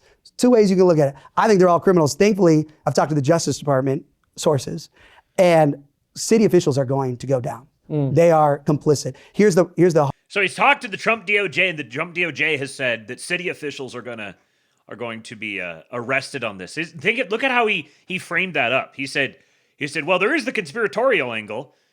I'm not. They're all criminals. The conspiratorial angle would say that they're all criminals, but I'm not saying that they're all criminals. Many are saying they're all criminals, but I'm not saying they're all criminals. They're just like well-meaning people that want to be able to say nice things and campaign on nice things. And so they're just dumb and incompetent, and we're being robbed blind. Now, if you wanted to be conspiratorial, you could say they're all criminals, but it wasn't me who said that they're all criminals. Hard part about catching these people, they're literally taking money with poker chips, goods and services. Criminals are smart now. They're not just saying, Zelle me the money. Right. But from my sources, we are going to see actual city officials go down. Not quick enough, because they got to frame these people up. But again, how does Spencer stop this when he's mayor? I've met with the criminal investigation team, the IRS, 6 times. First week in office, you bring all of them in. We audit every NGO, every document that hasn't been shredded. Now, some people, insiders at City Hall, have told me, they're shredding these documents. I have more faith in my criminal investigation team. They'll be able to figure out without the documents, even if they're shredded. But that's what's happening. They're shredding the documents. So let me ask Karen. I wonder what sort of, this guy running this insurgent campaign with a bunch of frustrated California money and, maybe even some Department of Defense money behind him. Department of War, excuse me. I wonder what sort of AI tools he might have at his disposal that could be incorporated into some sort of investigation. Like if there was something along the lines of, a Department of Government Efficiency that might have created some sort of a pretext for really quickly mining all of the data from these government systems. Bass, a lot of people, you would assume, would feel like she failed the city with the fire. Why is she still able to stay in office, and why is she in the lead in the polls for running for mayor? Why are people still voting for her? She's the lowest in the history of the polls of an incumbent. So she has 20%. So 80% of LA does not believe that. So the polls are confusing. She's the worst record in the history of the city. So 80% of people do not think she's doing a good job. 20% is crazy bad. That's why Councilwoman Rahman jumped in the race 1 hour before the closing, because she saw I was going to beat Mayor Bass and her DSA team, for people that don't know, Democratic Socialist America, that she co-governs with as a city council member. They were like, get in. You can be the fake Democrat and Spencer will take out Bass and then you'll get in. She endorsed Mayor Bass 2 weeks before she jumped into the race. They worked together on all these things. Mayor Bass door knocked to get Councilwoman Rahman, who was about to lose her councilwoman seat. She door knocked with her to get her in and backed her. So nobody backs Mayor Bass, and any of them. This is, I'm sorry to just keep saying it over and over again, but this is just bringing back so many memories of Trump on the stage at the debates, just straight up pulling back the curtain and describing, oh, this person's funding this person, and this is what they do. They give them money to say this and that and represent their special interests. And he's just describing exactly how they do it. They have the Democratic Socialists of America chick run as a fake Democrat because they recognize that Karen Basura is going to get taken out. And so she could be the Democrat, and they'll be like, well, have her run against Spencer Pratt. And they was like, okay, well, we'll win that against him. And then we have our literal DSA mayor to go with we have one on one coast and one on the other coast. And Mayor Bass was literally campaigning for this chick just shortly before this. He's just pulling it back, showing everything exactly how it is. The media that's trapped in these lies, they are on, it's not Mayor Bass's fault. It was high winds. It's an unprecedented disaster. It's not true. It's precedent. We had the Bel Air fire, Mayor Bass was alive for. With the Mandeville Canyon fire, Mayor Bass was alive for. Not unprecedented. So the polls mean nothing. Everyone that's voting for me is not taking a spam call, first off. They're not talking to a stranger on the street because they already feel so unsafe. They're not letting a rando approach them, period. So, it's interesting. Both candidates, Rahman and Bass, are, I don't know if Bass is self-declared socialist, but obviously she spent time with Castro's organization in Cuba. So she's a Vencer Ramos brigade member. She spent 20 times going to Cuba. So when they say, Spencer doesn't have any experience, look, he was a reality star in 20. No, I wasn't training with terrorists that would later bomb the Capitol. That's who Mayor Bass is, who only denounced. Oh, man. He doesn't have any experience. He was a reality TV show star. Yeah, and she was training with terrorists to bomb the Capitol. Yeah, she has experience. Is that the kind of experience you want? Anything communist when they were trying to make her the vice president. But my point is, we have like a self-declared socialist mayor in Seattle and now in New York. What is going on in cities that people are standing up and raising their hand or filing a ballot saying, I want a socialist to be my mayor? And now we're seeing this kind of emerge on a national basis. I've talked about this a lot. I got my own perspective on it. But what do you think is going on with the people on the street as you meet with people, as you get to talk to them? Why do they want that persona? Why do they want that policy? Just so you guys know, if you don't know, Friedberg he's very he's a pretty bog standard like fiscal conservative libertarian. So he's kind of like on the conservative end of like the Cato libertarians. Socialist policy. I don't even think they're aware of it. I think we have such tribal politics that people that are against me just think, oh, he's not with us. It's so gang that they don't even realize who they're with and what these people represent. They just think, oh, it's not that group. And that's the problem when you nationalize politics. We should be a city. We should be all together making sure the streets are safe, the lights are on, there's no potholes, the sidewalks are there. It's that basic, but we've gotten to this nationalized politics where they don't even care who, they just think, oh, they're not that person. They're not connected to that party. So also they tell these people, we're gonna make things more affordable. We're gonna give you free money. This idea that works. I had this guy, Rafa, he manages a bunch of the Dodgers. He's Venezuelan. There's a interesting thing here where if you're running in a blue city like this, especially a deep blue city, as effectively a Republican, then you have to be able to so say you're a crypto MAGA person. You're someone who wants to effectively implement the MAGA agenda in the blue city. You can't run toward MAGA. You actually have to sort of like rhetorically avoid going toward MAGA. You have to you can't like run against MAGA. You can't run away from MAGA, but you can't run toward it. This is a kind of a difficult line that you have to thread because you want to campaign to the center and then govern to the right. So the campaigning to the center is, in a sense, campaigning away from MAGA. So you have to figure out how you can take MAGA and reframe it in a way that's going to be palatable to the constituency that you're targeting. And then it's actually an incentive for you to to separate the national and the local. You don't want to unify them. Now, if you're a Republican running in a Republican district, you want to run directly toward Trump. You want to affiliate yourself as closely as possible with him, and then govern to the right. So this is actually pretty clever. When I heard this, I was like, that's an interesting thing that he's using the, like, nationalizing the politics as a slur. It's like, no, we're not going to do that. We're focused on our local thing here. This is a good way of, like, sidestepping the whole MAGA thing. No, I'm just focused locally. Who cares what's happening at the national level? I'm focused on these particular local issues. They tell these people, we're going to make things more affordable. We're going to give you free money. This idea that works. I had this guy, Rafa, he manages a bunch of the Dodgers. He's Venezuelan. He came up to me at an event recently. He's like, I felt like I was in a scene in Braveheart. It was so intense. It's like William Wallace in my face, big Venezuelan dude. And he's like, I fled Venezuela because of socialism. And I fought everything for my family. And I will not let my kids have this socialism in LA. I know what happened. And I was like, I know, bro. We're good. Like, join the team. You're with me. Let's go. Based MAGA Hispanic. Kate says, like I said earlier, Larry Ellison made the biggest mistake running as an overt MAGA candidate in California against Newscomb, which put him at a disadvantage, all cheating aside. Yeah, right. If you run as an overt MAGA candidate in these blue regions, you're going to get, again, like, leaving the cheating aside, you're not going to run well. You can't do that. You have to figure out a way to package the MAGA message in a way that's actually palatable and targeted toward the people who are actually going to cast votes for you, which is, again, why I say you need to understand sales and marketing. Door knock. But people who know what this idea of giving you money, it does not work. It's this fake lie. What people forget is they can't lower the cost of goods. The only thing you can do to make things more affordable as mayor, which I will be able to do, is put more money in people's pockets. We need to put more revenue in the city. We're over here, they're always asking me, how are you going to balance this budget, Spencer? There's going to be no money to do this. We should be the number one city in the world. We should have money shooting out of ATMs. We're Los Angeles. There will be plenty of money when we let the systems work, when we let business work. How can you let business work if you have drug addicts going number 2 and number 1 in front of every cafe? We lost over 100 restaurants in LA, not because they weren't good food, because you have drug addicts scaring people to go out. That's why they're Uber Eatsing, they're doing DoorDash. I talked to a mom the other day who works in downtown as a lawyer.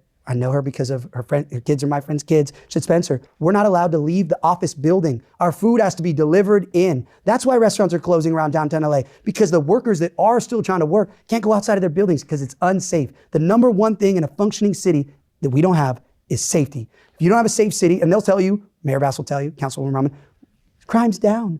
She'll say the murder rate's down. This is law and order. You have to have safety. You have to have before you can even have a civilization, you have to have order. Down. Well, that's a national trend. Please don't try to take credit for that. But crime's down because people have given up calling 911. I talked to a guy today at lunch. Oof. He said he watched a lady the other day on Wilshire Boulevard, right in front of the federal building, the FBI building, this nice Latino lady get punched in the chest by a crazy drug addict. He pulled over his car, tried to like be a Batman hero, jumped out. He's like, stop that. The ladies were so used to it, like, thank you. They get on the bus and go. He watches this guy get a PVC pipe, start banging on cars. He calls 911 and he's like, they just act like it's no big deal. It's this normal LA. Finally, he starts ripping a bike off of a bus. He calls 911. He's like, he's ripping the bike. No big deal. Now the guy's coming at him. He says, he's coming after me. And they're like, okay, somebody's coming. Police come. He's like, arrest this guy. Like, well, nobody's here and there's no witnesses. He's like, arrest this guy. He's arguing with the cops. Every cop I talk to wants to enforce the law, but they can't because the power's behind them. They're not taking any of these citations. Ready? Because it's culturally insensitive to cite and ticket someone without an address. That's why the dogs are being abused, tortured, mutilated, raped on the side of the street. People are filming this. They know what's happening. They're raping the dogs! Even Stacey Gaines, or whatever, Stacey Daines was head of the animal control or whatever, animal services. She said, oh, we can't. The city mayor's office said, culturally insensitive, we can't go after people without addresses. Dude, that's unbelievable. It makes me so angry. That's the problem. They keep on calling me the angry white guy. They don't get every race, every gender, however you identify. If you live in LA and you're paying your taxes, you are angry. But most people don't see it, is the other thing. So like, oh man, they call me the angry white guy, but if you live in LA and you're paying your taxes, you are angry. God, he's so fucking good at this. Okay, I gotta go take a leak real quick. I'll be right back. Why don't you guys eat a little leftist ass? I will eat your leftist ass like corn on the cob. I'm ready. I will eat your ass. I will eat your leftist ass like corn on the cob. I'm ready. I will eat you. I will eat your ass. My children aren't going hungry. I'll do it. I'll drink your blood.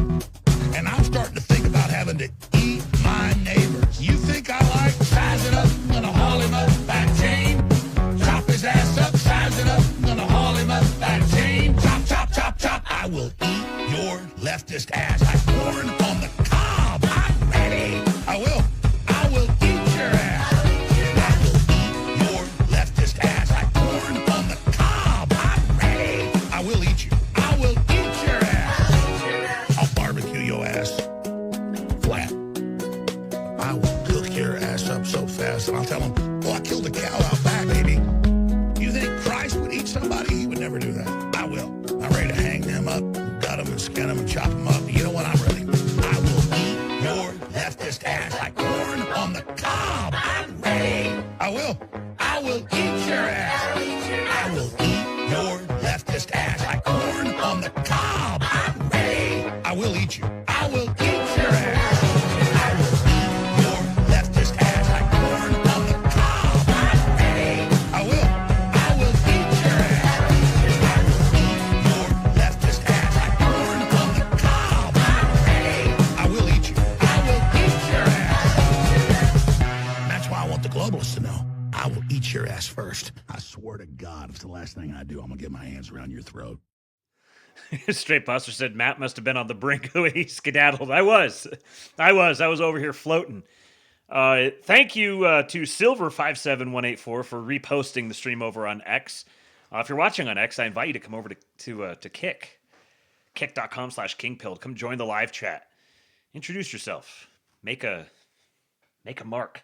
A reminder for those of you who are not here at the beginning, we are doing two labes today. Double Labe Monday, they're calling it. This one here now, and then I'm going to take a few hours and go get tomorrow's show put together, and then this evening I'll be back to do the Pseudolabe. And it is Kung Fury and Ghostbusters. So make sure you guys show up for that. It'll be going live sometime 6 or 7 Central tonight. Skid Row, most people aren't there all the time. We host our All-In Summit in downtown LA. It's our last year. We're doing it in September. It's a really big event. But we're not coming back. So most people I know don't get down there. We have people from all over the world, 60 countries come to our event. They're like, what the hell is this place? We can't be down here. When you see it, you're like, what? Well, here's the problem. We keep talking about Skid Row in LA. This is all over the valley. This is in Westwood. This is in Hollywood. This is everywhere. Before my house burned down in front of Palisades Elementary School, across the street, my son's Methodist preschool, where I went to preschool, there was a lady cleaning her private parts in front of kids almost every morning at 7:45 a.m. We call LAPD. They come and they go, ma'am, no more. She'd go walk down the street and she'd go number 2 in front of Joe's barbershop. Yeah. So it was coming to the Palisades. It's coming everywhere. Yeah. This is not when I went to USC, it was Skid Row. So we The way he says, like, go number 2, go number 1, she's cleaning her private parts.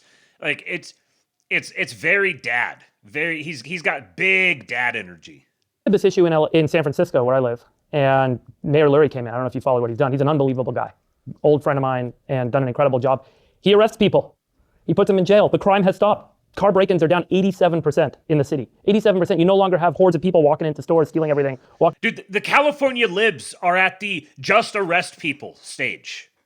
These are like sort of lukewarm, like kind of urbane, West Coast libertarian types. And they're like, please just arrest people. Yeah, as soon as you just enforce the law that's already in place, boom, you're 90% of the way there. Everything kind of, it doesn't take a miracle.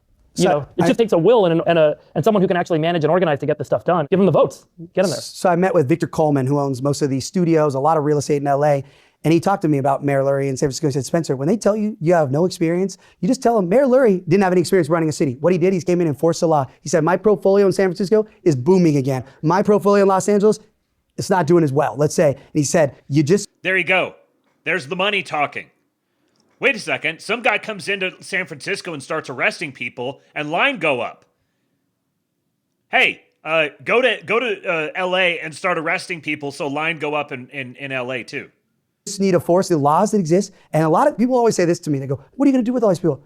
A great quote, a famous police chief told me, once you start putting handcuffs on people, watch how many people leave. 100%. This idea that if you let everyone do drugs and do whatever they want and let the criminals make the outside asylum and with no guards, if you let them do that, they're going to do that. But so when I'm mayor, my plan is. So once you start putting handcuffs on people, watch them leave. Almost like once you just start deporting people, then people just start leaving. The same thing happens. Interesting little anecdote. He was asked about ICE and Trump. And what he said something like, nobody that I know wants to see ICE in California. Nobody wants to see that happen. But the way that you ensure that ICE doesn't show up in California, or in this case, the way you make sure that ICE doesn't show up in LA, is you have the police department do their job. Imagine getting 287G agreements in LA. Think about that. And he pointed to this guy in San Francisco, and he said, he's not MAGA whatsoever, but he went to Trump and he said, "You please don't send ICE to my city, and I'll arrest them myself. I will arrest them and send them to you. Don't send ICE to my city." So this is again a way that he's sort of running away from MAGA, but functionally running toward it. First 3 weeks, signs up across the city. No more nakedness. No more drug use. No more robbing. No more. Okay, here let me go back here because this is a very interesting. This is an actual policy thing he's proposing now. Asylum and with no guards. If you let them do that, they're going to do that. But so when I'm mayor, my plan is first 3 weeks, signs up across the city. No more nakedness. No more drug use. No more robbing. No more burning dogs in the street. No more dog abuse. On every sign, on every bar. So that, and we're going to go around, we're going to warn everybody, hey, got 3 more weeks of this. Like, clock's ticking. Just keep telling everyone. So the people that are aware, they're like, oh, wow, there's a new mayor in town. They may start leaving. And then when the 3 weeks, or maybe we'll even do 2 weeks, maybe people will want it faster. And then once we start enforcing the laws, boom, streets will be back. We're going to do 3 weeks. Maybe we'll even do 2 weeks because people might want it faster. He's talking past the close. Like, not only are you going to want this, he flips it around to where it's like, no, the people are going to be demanding that I do it quicker. I'm not the one imposing this on them. They're demanding it. I said 3 weeks. They want 2 weeks. And he said, he posted somewhere else that the reason for this, part of the reason for the thought behind this policy is that they're getting out ahead of lawsuits based on disparate impact. Because if people have been in an area for basically if the government has not enforced the law for a long enough period of time, they need to give some sort of notice, hey, we're going to start enforcing the law again. And if he doesn't do that, if he just comes in and immediately does some sort of like authoritarian crackdown, then there would be there is a legal precedent for forestalling that on the basis of disparate impact. So he says, no, we're going to give them notice. We're going to give them advance notice. This is another thing. This isn't some fly-by-night, just like spun up a meme campaign. These are actual, serious, achievable, legally thought through proposals. You know who else I'm going to bring in? The CDC, because there's medieval diseases in these encampments. They're not swabbing these encampments. They're not swabbing the streets. Medieval diseases. I keep coming back to it. This is so fucking Trumpian. There are medieval diseases in these camps. He uses these lines. Karen Basura, calling her that over and over and over and over and over again. You do that enough and in a memorable enough way like he has, and all you're ever going to associate her with is Basura. She's trash. He wouldn't be able to call her Karen Trash, even though you probably could. Trump would call her Karen Trash. But he calls her Karen Basura. There are medieval diseases in these camps. These are phrases that as soon as he says them, they just go boink right into your brain. Streets. People are just living in feces and drug use and dogs burning and bodies. We need these streets cleaned. Yeah. What about the building of the team to execute? You're looking to sit in this executive role. Have you ever had a role where you've overseen tens of thousands of employees before? I'm assuming not. I've read your bio, but like, how do you execute? Who do you bring in under you that actually knows how to manage the system, manage the people, deliver the message? You can form strategy and set objectives and so on, but walk us through how you're actually going to deliver as mayor operationally when you step in on day one. This is a really good question because there are a lot of like very serious, professional, high IQ people who live in LA, who are a lot of them are the ones that have money. You know, the professionals. These are very serious people. They may be utterly libtarded, but they're also like serious, thoughtful people. So they might look at someone like him, and they kind of it's very like how really smart people can be retarded. They'll be like, oh, well, he's talking a really good game, but I don't know if he actually has the executive sand in his pants to, you know, he might be cast all this highfalutin vision and everything, but then, you know, he doesn't actually have any sort of executive experience or, you know, the connections or network necessary to actually enforce it. This is actually a really good question for those types of people. You can form strategy and set objectives and so on, but walk us through how you're actually going to deliver as mayor operationally when you step in on day one. So the great news about running for mayor of LA is everyone wants to save LA. Everyone wants LA to be number one. The meetings I'm taking every week now, the lunches, the brunches, the dinners of beyond successful people that are willing to work for $1 a year, pause their companies to come in. People are telling me just with algorithms alone, we can 100x the bureaucracy of the city and building and development. When I'm mayor, there's going to be so many cranes in the city because we're going to be rebuilding oh my God. Casting a vision. There's going to be cranes. You can imagine the cranes are there because the city is thriving and building. And he again, like he subtly reframes that when he asks him, like, so it's great you can cast all this vision, the strategy and everything, but how are you going to actually put a team together? And so the question is framed up as like, you're the sort of lone guy that's going to have to go out and try and get people to work with you. And he's like, no, everyone's beating down my door. Everyone's demanding to work with me. They're willing to go to great lengths to sacrifice to come work with me because everybody wants this. I'm the normal common sense person.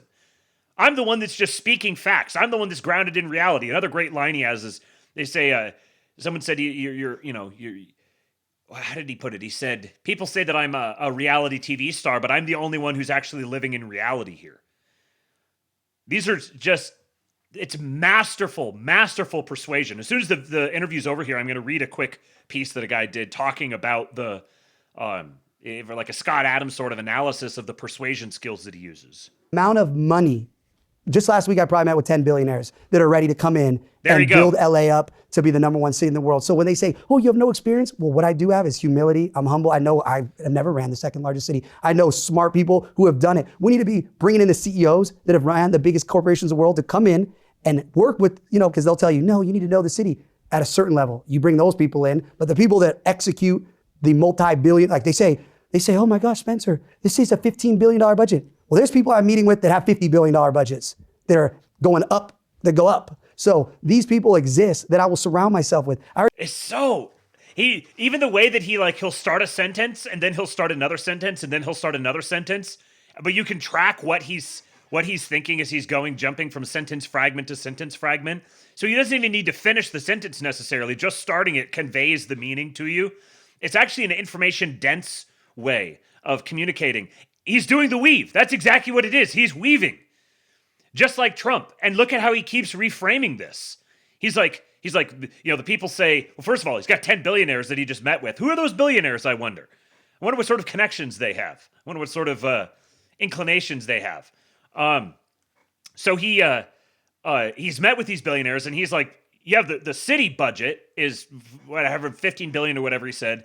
And then he's like, the people that I have in my camp have way bigger budgets than that. They're used to managing this sort of thing. So I'm like the node that they all connect to. And I'm the one that they're coming to. I already have a deputy mayor that I can't say because of fear of retaliation in the city of LA. They will make sure the most important thing we do, because all this talk doesn't work if you don't enforce the law. So I have a deputy mayor that will help me enforce the law. And that's the priority. When we enforce the law, now all these creative ideas on execution work. But I really wonder who his deputy mayor is supposed to be. He can't say who it is, but by implication here, it's that he's kind of the overarching strategy and brains and the passion and the face of it, and then he's bringing in a real operator, a real hammer swinger to actually be like the administrative manager. And he keeps demonstrating that he absolutely has the executive talent. The agency, the go-getter, the reaching out and connecting people, networking with people, being aware of everything that's happening, keeping track of it, kicking people's ass to go do stuff when they need to. He clearly has that executive skill. But if you don't enforce the law, Mayor Bass could bring in all the same people I'm meeting with, but she won't enforce the law. Councilwoman Rahman can bring in all the same people that I'm meeting with. It won't work if you don't enforce the law. No one's putting money into the city of LA until they know there's a mayor that's going to make sure the streets are safe for all the moms, the kids, the dads, everyone that just wants to be a normal human being that just pays their taxes, goes to the park, go to dinner. So until you do that part, all this, who's going to be this, is irrelevant. But the list of people is, so again. Sure, he's hitting them in the status there too. Nobody wants to spend money in LA until they know the law is going to be enforced. So all of those, so the bitches I'm running against, they could potentially bring in the same names, but they're not going to get the same buy-in. They're the ones who are actually standing in the way of LA being developed. This is hitting the the LA natives, the prideful, wealthy LA natives, straighten the status there. I hear it from a lot of executives I'm friends with. They're like, man, this message resonates. People want to get involved. They want to step up. Like I said, people not from LA want to step up. Outside of keeping the streets safe, outside of building a reasonable fire suppression infrastructure, getting back to basics, what about education? We have young kids. LAUSD spends $23,000 per student, $101,000 average teacher salary. It's number 1 in the country. But LAUSD, as a school district, ranks 170th in the state of California. And only 46% of students are meeting or exceeding standards in English, 37% in math. What is there to do about education in the city to give all of the next generation the opportunity to progress, to realize their potential, and to not fall into the traps of socialism and communism because they're despondent and they don't have opportunity in front of them? How do we get that generation to succeed? Well, from my own experience with my son, who was in LAUSD, and it was even a charter with PALS, it's supposed to be the best version. At all times, every parent is just trying to fundraise for books, for learning, for an extra teacher. And it's like, what is going on? If I'm gonna spend this much money, I'm gonna put my kid in a private school. How are these schools? So first off, we gotta back to auditing. Again, remember his targeted audience? Wealthy white mothers. He can speak directly to their personal lived experience. The biggest issue I've learned with the city of LA, whether it's the school systems, everyone needs to be audited. Where is all this money going to? First off, at the fire department, the police department, the waste of this taxpayer money. So let's figure out first out where the money's going, because if it costs this much for each student, yet as a dad, I'm trying to always donate, have fundraisers. We gotta track the money. And that's another thing that when we talk about what's Mayor Pratt, it's accountability and transparency. Every dollar of tax money in the city of LA needs to be on very easy Cliff Notes level dashboards so we can track and get results of where all our tax money is going. But back to I wonder how you build those dashboards. I wonder how you track all of that money to present on those very easy stripped down Cliff Notes dashboards. I wonder what sorts of billionaires he has reaching out to him. This is also framing this up this way is hitting him in the status as well. Like, you know, you're so wealthy and you think, you know, you're living the good life. You're hobnobbing. You're living the Erewhon life in Southern California, and yet you're just getting ripped off. You're a sucker. You're spending all of this money and you're just being ripped off. how we make kids know socialism and communism doesn't work is we give their parents hope again, and we make the parents demand. I have parents right now that are pulling their kids out of a school, public school that my kids are in right now, because of that messaging. There's no more Pledge of Allegiance. There's no more America's, good. We just need to go back to having pride in being Americans. We've gotten so far off of just America's awesome because everyone's fighting with political, and it's like, oh, American flag is like, I can't put that up. Like, we need to get back to the basics of where our grandparents were when they were fighting World War II and have pride in being Americans. But to me, it's the money. Where's the money going? Like, he's so Southern California. Like, America's like awesome, bro. Like, yeah, like you totally like want to be like awesome, man. I fucking love being an American, bro.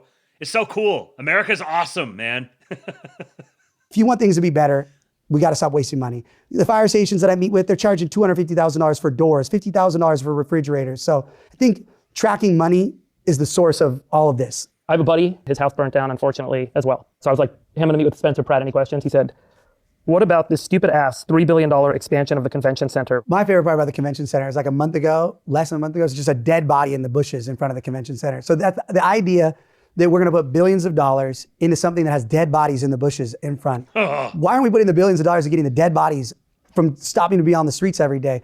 But I don't wanna say, initially I was like, stop that. But now I'm in this like, LA's gotta be the #1 city in the world. So maybe we don't need to use LA money, but let's do private partnership. Who's gonna come in with money to do something right now we can't afford? But I don't wanna be the one now that's like, we don't want to stop building. I actually like the idea of having a convention center because the LA that I'm about to build, when I destroy 40 blocks of drugged out zombies that are taking all these empty buildings, so much business and commerce is gonna come in, we're probably gonna need that convention center. Currently, there makes no sense. With the current administration, Mayor Bass is elected, it's the dumbest thing you ever heard. If Councilwoman Rahman is elected, it's the dumbest thing. Mayor Pratt goes in, and we're putting billions of dollars of money back in LA, restaurants are back, we're probably gonna need that convention center. So initially, when I was first fighting this fight, my message was, let's get back to LA I grew up in. I was like, started taking on this meeting with billionaires ready to give me $500 million. I met with a billionaire, anonymous billionaire, that agreed to be the fund czar.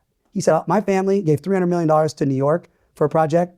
We'll give you $500 million to bring fun back to Los Angeles. I was like, can I tell people about you? He's like, no, I'll be the anonymous czar. This person is for real. So to me, when I hear this $2 billion, if I make that convention center a little bit more fun, I have a $500 million now that we can make it the fun convention center. And I just cut that cost in half. So yes, right now it makes no sense. Have you met with union leaders? So what they're talking about is like we're gonna like sell bonds or whatever to do this $2 billion renovation of the convention center. And he's like, no, save your money. We're gonna use the existing funds that there are to clean up the crime, and then I'll have someone donate the $500 million to renovate the convention center. No, they all back Mayor Bass. So they're all gonna love me because everyone's gonna have more revenue. Everyone's gonna have jobs. LA's gonna. So when they're like, you're not gonna win because you don't have the unions. I don't need the unions to win. I have the moms. I have the animal lovers. That's more than any union. You can't. Oh, I don't need the unions to win. I have the moms. Who are you? Who are you to side with the unions over the moms? I gotta imagine the Crunchy Mom contingent on Instagram. I have to imagine every single one of them watched him 20 years ago, and I have to imagine that they are all over the moon about him. I don't know. You guys who keep track of the Instagram moms, you let me know. Can't get that endorsement. Moms across the city of LA, not moms just in the Valley, not moms just in San Pedro, not moms in South Central, not moms in East LA, not moms in Boyle Heights, not moms in Eagle, everywhere. Moms don't feel safe. The city is unsafe. No matter how much crime stats, the feeling. He just drew an equivalence there between moms in South Central and moms in San Pedro. Those are very different demographics, but he just tied them all together as one class. The class of moms. He just created a political constituency right there. Feeling and unsafe is resonating. And my message of I will be the guy that's fighting to get safety back is going to get me elected. And I keep telling people I'm going to win on June 2nd with 51% of the vote. November is they're fighting for November. I win June 2nd. But the unions, obviously people. The way that the election works, so they had the election on June 2nd. If somebody doesn't win a majority, then it goes to a runoff, and the runoff election happens in November. I think it's this big issue when you won't, when your city's amazing. How are you going to work with them? So you win on June 2nd. All the union leaders call up your deputy mayor, say, I want a meeting with Mayor Pratt. They come into your office one at a time. They sit down across the table from you. What's the message? The message is we're going to work with you to make sure you get these benefits that you want, but they need to make sense right now at our trajectory. We're going to get to where what you need to feel comfortable in your city role is great, but there may be a minute here where we got to tighten things up. I'm going to find all these homeless NGO billions that are being laundered, but we need to get real accounting. Right now, we don't have outside budget advocates that, we don't look, if we're increasing a union 10% salary, even though everybody else in the private industry isn't getting increased, we need to have a balance. We need to make sense for all evangelists. We can't have everything just for this small percentage because they're cooking votes. But don't get me wrong, unions. I'm going to make so much money in the city that we're going to have plenty of money that you're paid what you're supposed to be paid. Law enforcement is going to get paid what they're supposed to get paid. We cannot lose law enforcement because they're getting paid more in Laguna Beach, Newport Beach, and Orange County. So we can't risk we're already losing too many law enforcement. We're losing too many firefighters. So we cannot make it where they don't want to work. And a lot of the issues where people see these salaries that are so crazy, it's overtime. But if you don't get the hiring up to speed, then you have to pay these salaries in overtime. And even that, these people that do get paid, these crazy things you read on Google, those top it's a niche amount of people. And they've sacrificed their family. They're working 32 days. These people are crazy. So they've given everything they have to be that firefighter or whatever that's. So again. The unions aren't your enemy. You're going to find a path to working with them. Even though they're not here for you right now, they're with Mayor Bass. You're there for They're them. still hardworking people. I'm going to a lot of fire stations. LAFD union for sure endorses me. They just are scared to do it publicly for retaliation. LAPD, for sure, the members all endorse me. I promise you. The interaction, who's messaging me, who's calling me, who's texting me. The union power, Mayor Bass currently writes their deals and their checks. That's real. I don't judge them for that. It's the system they're in. But the membership, they want to feel safe. It's another striking the difference between the leadership and the membership. He is so good at this. And I don't know if I don't really care, frankly, whether this is something that he just naturally is tuned into, naturally plugged into. It seems like he is, but I mean, again, he's literally been an actor for a living. So whether this is something that he's just naturally intuitively in tune with, or if it's something that he's being guided and coached on, either way,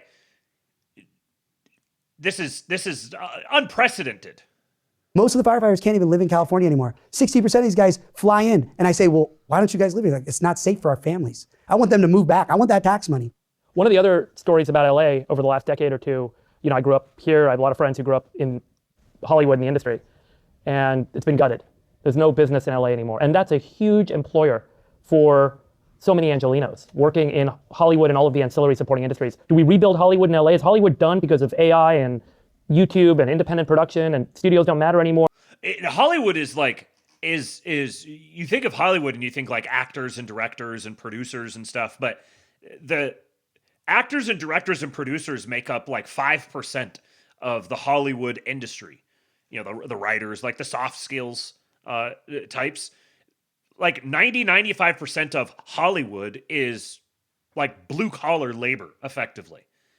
Or no one does broadcast. What's the future of Hollywood? Is there a future for Hollywood in LA, and what do you do about it? So when I was 20 years old, I sold the youngest ever, sold the first reality show to Fox as the youngest executive producer ever. And I sold it to Peter Chernin when he was the co-chair at News Corp. It was with David Foster, who's actually hosting my fundraiser on Monday, full circle. Shout out David Foster, legend. But I called Peter Chernin up a few weeks ago. I said, Mr. Chernin, PDC, how do I save LA? It's one of the smartest human beings on earth. And he said, Spencer, as mayor, you're not going to be able to change the bigger picture of Hollywood. That's more governor, uncapped. What you can do to really bring back jobs, bring back Hollywood, is bring back independent filmmakers, independent production, independent artists. You prioritize the indies, you could have Hollywood booming in a tier that people didn't see coming. And all my friends who haven't given up, that are still, because I grew up in LA, I went to Crossroads. All my friends are creators, they're artists. They're still fighting, they're not giving up. And when I talk to them, they've all doubled down on the indie route. When I talk to them, they say, this is what we need to hear. We want to make this work. And you work with them. Mayor Bass brags about like, oh, now you can film at the Griffith Conservatory instead of 70,000, it's 30. No, when I'm mayor, I'm gonna help you produce these freaking movies. We're gonna have whole blocks, and we're gonna use the restaurants to keep them alive, and we're gonna use the crews, and we're gonna eat out of there, and we're gonna use all the city resources to almost be in production with the indies, but making money together. Not like a communist or socialist, but bring the city, enable, give them the support, get rid of these fees, the clearance, make it easy. Right now, like I said in the debate. Deregulating. This is the vision he's casting it's getting me hyped up. And this idea of like lean into the indie thing is a major assault on the studios. So he's got to be able to bridge the gap between the lower strata and the higher strata of society. And so he's got to have the right number of the higher strata people on side with him, then do basically a high-low middle on the union leadership, the studios, the big money in Hollywood. But if he can pull this off, holy shit. I talk to producers. If you want to film on the streets of LA, it's so unsafe, you got to pay gang members off to get. We're going to have it so safe that an indie crew can pop out with all their cameras and gear and nothing gets stolen. So again, someone like Peter Chernin, I said, Peter, when I'm mayor, can I keep calling you? And he is exactly, I'm always here to make you smarter, Spencer. So these are the type of people they say, oh, you have no experience. These are the people that are going to make LA #1. But that is the future. I mean, everyone is all about independent production. If you work for a big studio or work for Netflix, you're getting paid cost plus 10%. You're better off producing on your own. There's definitely a flourishing happening. It's just happening everywhere else. It's not happening in LA. And obviously, I've reached out to David Ellison's team. I've reached out to Ted Sarandos. I've reached out to everyone because I don't just want to be the indie guy. I want to figure out how I go fight whoever the new governor is, get uncapped, get post-production uncapped, nobody should be going to UK. Nobody should be going to Canada. With respect to these countries, I love you guys, but we're not sending our filmmakers there anymore. So whatever I can do as a mayor, America first. Last the other night in the debate, they're like, we're going to do it. You guys have had 10 years combined. You haven't done anything. I love fighting these people. I've been fighting Sacramento since my house burned down. You give me bodyguards to fight these people, trust me, we are going to a whole new level of fight. So again. I love fighting these people. You give me bodyguards to fight them? Every single one of you must do your patriotic duty and vote for Spencer Pratt as mayor of LA as many times as you possibly can. I don't want to not have studios come back. We have all these empty lots. I would love big productions to come back, but initially as mayor, I can fight for indies. But don't get me wrong, I want Hollywood to be Top Gun 3 right here, take off from LAX. Tell me how you address transportation in LA. There's always a new scheme or a new system being developed. What's your view on what's wrong about transportation in LA? And how much are we wasting on things that don't really matter that we could recoup and reinvest elsewhere? What are those kind of priorities for you? So I just went to the new opening of the D line today just to troll, to get some Yimbys to yell at me. Yeah. And the funniest part about transportation to me is it's a beautiful idea when there's no human urine, human poop on there, a drug addict's butt hanging out. People forget, every single person in LA sends me their photos. I'm now 311. I see what LA looks like. These people go, how do you know? I'm now 311. The man is just like bar after bar after bar. This information. My phone, I can't even open it anymore because it's just naked drug addicts. It's the craziest thing you've ever seen. Who cares how many lines they met? I can't even open my phone because it's just naked drug addicts. This dude is like Adderall personified. Metro connects to where it can connect to the moon right now. But if drug addicts are smoking fentanyl next to your kid, you're not going to the moon on it. So first off, it's back to safety. We need these metro, the subway, whatever you want to ride. Bicycles aren't even safe. The Yimbys want more bicycle. Like, you couldn't even pay me to get on a bicycle. A drug addict zombie will hit me with a crowbar when I'm riding by. We need to get safety back. And of course, I love these transportation ideas. I hate sitting in traffic, but I've grown up in LA. I'm aware of traffic is a part. So yes, we need this, but we also need the money for it. We need to build LA up. Right now, I think 15% of the budget goes to the metro, with 5% people use it. Again, I feel like if I made it safe, I could get 15% to use it, and we could even that out. We got to make sure that nobody's hopping any turnstile. We need to make sure. That's just pulling numbers out like that is like, if you make your whole thing just the autistic recitation of numbers and statistics, then you're bland and boring and you're like low energy Jeb. He has just the right amount of dropping in these kind of like weirdly detailed statistics, like the public transportation is 15% of the budget and only 5% of people actually use it. That's just drop that number right in there, give that contrast, and it sticks in your head. You're like, oh, that's not right. It shouldn't be that way.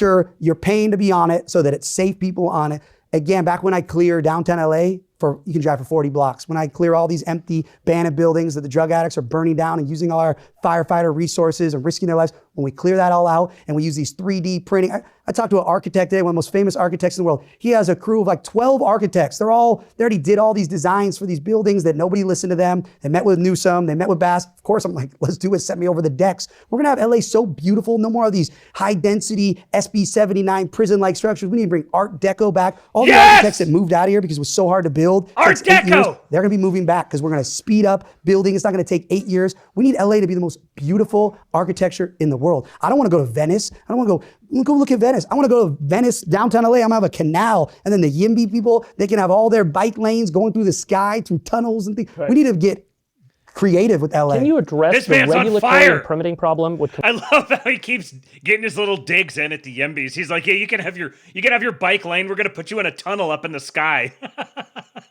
No one wants to look at you. Construction and building in the city. As mayor, you have enough authority to do this. So can you talk a little bit about the actions you would take to unleash this kind of wave of building that you want to see happen, that everyone talks about wanting to see happen in LA, but there just seems to be so many layers of permitting, so many processes, so much approval, but it's statutory. It's written into the law of the city.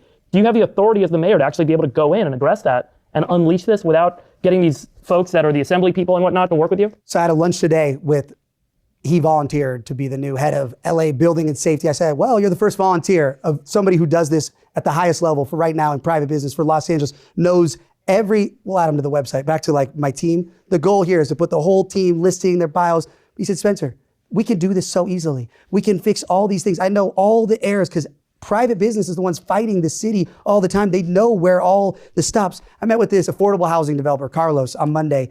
He said when Mayor Bass announced her initiative, she was going to rush it 6 months.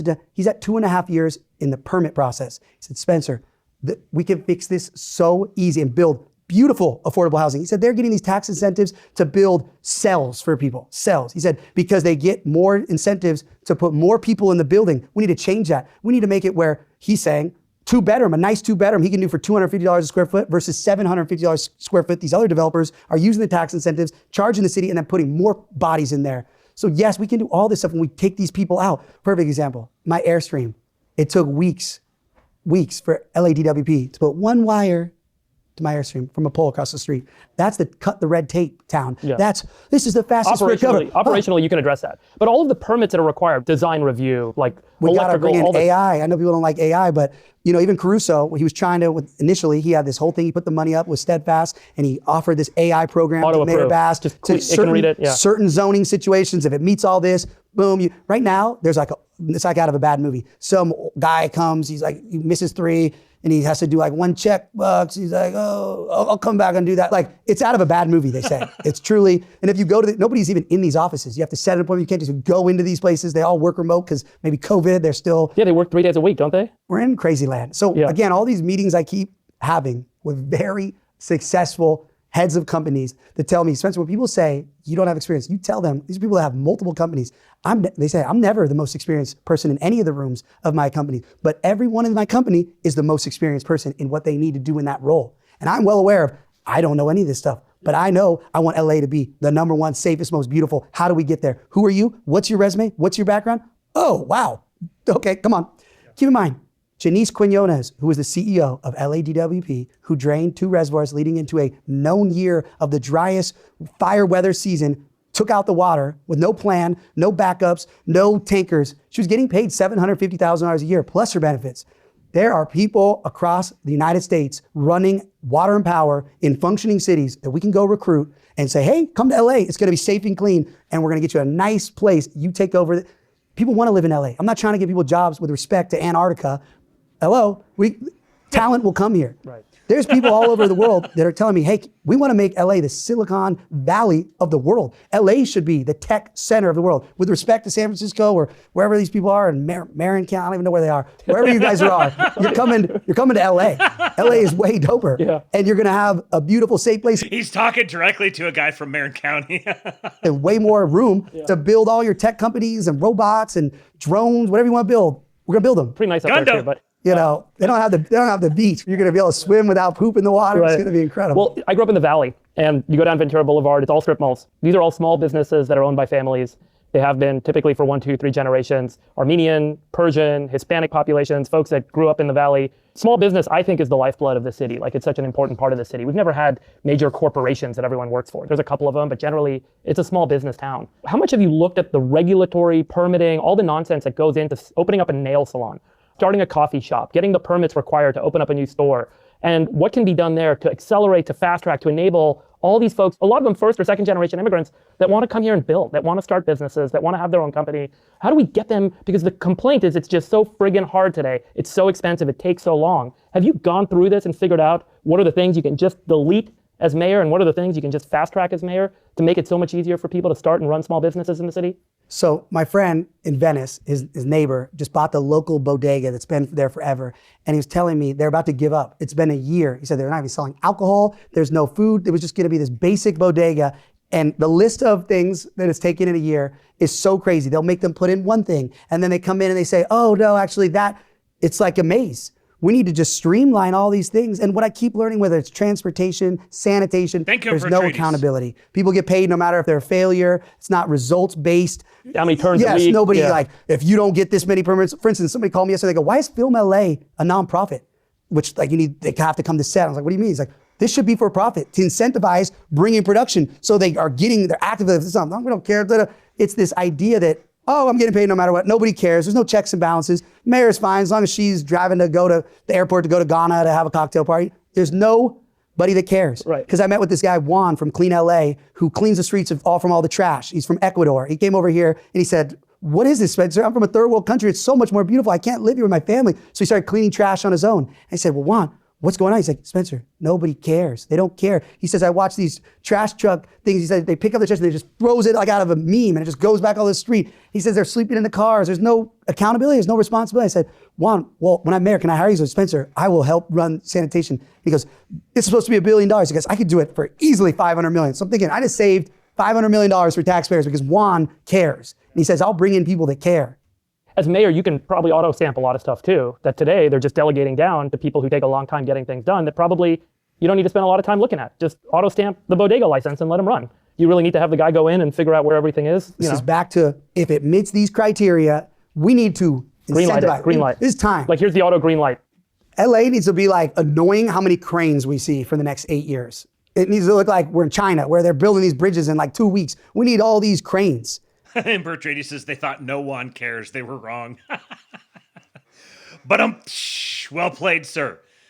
This is like, it's such a meme how expensive and time consuming and red tape laden everything is in California. There is, when you get a realistic candidate like this who comes in and he's like, we're gonna start slashing red tape. We're gonna bring in technological solutions that are gonna fast track all of this stuff. That is whispering sweet nothings in the ears of so many people who live in California. Like most of the people there are basically libtarded, just kind of by osmosis. They're just there, but they're there because they want to be in LA. And they're going to put up with all sorts of shit just to continue to be in LA.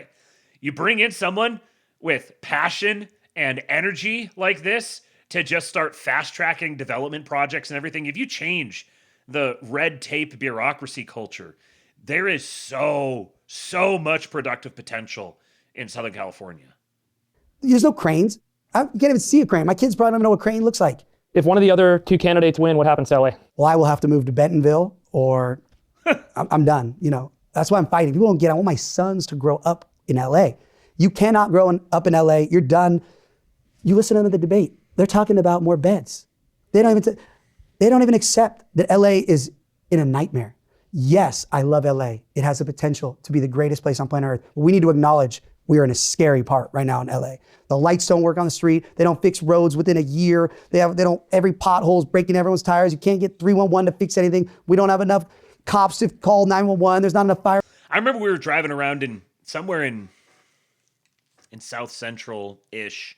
I can't remember exactly where, but you're going over an overpass and turning onto an on-ramp. And we were driving it was a 2018 Honda Accord at the time. So a sedan, sits relatively low, and came around the corner, and I had to swerve at the last minute. Or maybe, I don't remember if I was driving or Amy was driving. Either way, we had to swerve around this. There was a pothole there that I literally think the car itself would have fit inside the pothole. Like, higher than the tops of the wheels. The entire thing would have fit inside it, just sitting there. It wasn't even a pothole. It was just like the road was gone in this one spot. And it's on an on-ramp to get onto the freeway. It was crazy. Firefighters, towns burned down. Bel Air's gonna burn. Mandeville Canyon, Sunland, Tahunga, Hollywood Hills, all these are gonna burn. It's guaranteed. And like I said in the debate, I'm gonna put these dip sites a mile from everyone's how they're all gonna connect. They're gonna connect to private owner swimming pools. I'm gonna work with the insurance companies so we can bring insurance back to California, first LA, because we're gonna show them the model. Because if they have these dip sites for these helicopters, we bring in more of these Chinooks that LA County uses to work with the Firehawks that we have with LA City and CAL FIRE, we can bring insurance back, which is the biggest problem right now for people building. We're gonna get rid of this ULA. I know I can't do it myself, but I'm gonna fight to make sure these communist type things don't ever happen to development so people can sell their properties, build housing. I'm gonna stop letting these tenants be squatters, criminals, make it so landlords have to pay them 50 grand cash to leave and then they go to a new landlord. I'm gonna stop the Section 8 scam so that real people that deserve Section 8 get it, veterans, families that need it, not just drug dealing criminals that are, abusing the system with fraud. But yet, if I lose, we're done. I'm trying to tell people, this is like out of a movie. Like this is Independence Day. The aliens have attacked. It's an invasion is here. Yeah. And then as mayor, I have to fight all Mexico. these DSA city council members and make sure they're never reelected. So not only do I have to do all that, but I got to fight to make sure that my next 4 years, there's never a DSA fake Democrat. They're not Democrats. Democrats love Spencer Pratt. All my friends are Democrats. All my supporters are Democrats. These people I'm up against, they use the word Democrat in front of the word socialist. Go look at the Democratic Socialist America's website, people. Go look at it. That's not a Democrat. Bill Clinton was a Democrat. It's not an American. Thank you. It's even worse. These aren't even Americans. So and when you true. say that, people are like, oh my God. This country was founded because people fled tyranny in Europe and then everywhere else in the world. And this was the bastion where you could find hope and an opportunity to be free, to choose how you want to behave, what you want to do, how you want to pray, to have freedom that the government doesn't tell you what to do and how to do it. And that tyranny existed all over the world, and that's why this country was started. And socialism is the most tyrannical form, the most tyrannical system that humans have ever come up with. And so you got the word socialist in there, you've already made the mistake because you've revealed yourself, in my opinion. Sorry, I had to rant on my own show, but I took advantage of the opportunity. I have very smart friends that are from LA, and I say, they're DSA, they got foot soldiers, and they go, what's a DSA? So it's a sneak attack. It's like Ninja Turtles. They're in the sewers. They're like Shredder and company. So fast forward 8 years. You've been mayor for 8 years. I'm going to give you, it's a 4-year term, right? Two terms. You're sitting down with your sons. Shredder mentioned. And they're saying, Dad, what did you do to save LA? What do you tell them? Tell me about that journey in retrospect. I would say, thank God people voted for laws, sons, and I enforce the laws that are there. I did what everyone did before the current leadership. So I keep telling people, the experience, I don't need to invent anything. I don't need to come up with this utopia of how a city works. You make a city safe and people will put money into it. They'll want to live here. Commerce comes back. Families will be able to go to parks and go to the beach and not live in fear. So to my sons, again, I'm showing them you can fight evil. These people are evil that let every innocent person that pays their taxes feel unsafe on their streets that they pay taxes for. A lot of people don't have money to do things because they pay all their taxes, like me, and then the city and the government fails them. And whether your house burns down or you got a screaming drug addict in front of you, a naked drug addict in front of your kids causing trauma, there's people having, literal drug addicts having sex on meth in front of kids. Parents are telling me they have to have their kids glued to an iPad in the backseat of their cars driving them to school. Some parents don't have cars. In other communities, they have to walk under these underpasses and walk past this. So I'll be able to tell my sons, thank God America had laws. And your dad said, hey, breaking news, let's enforce them. And we did it and it worked. And then people came in with tons of money and we got businesses booming, more jobs. Hollywood, we're making even better movies than we've made in 10 years because the independent creative artists are inspired again. They're feeling supported. The vision is so real, and that's my fight. I go back to, if God is burning somebody's house down to fight these people, you're burning my house down, and then you burn my mom's house down, and you have me listening to my crying mom every day for 18 months. I don't do this to be a politician. I do this to fight evil, and this is evil that has taken this beautiful city that I loved. I didn't even want to travel to go visit my wife's family in Colorado, because I'm like, can they come to LA? That's how much I'm a LA person. These people that I'm running against aren't even LA people. Yeah. So I'll tell them the law, son. Spencer Pratt, thank you for joining me on the All In interview. Thank you. What a blast. That was awesome. Thank you. I'm going all in.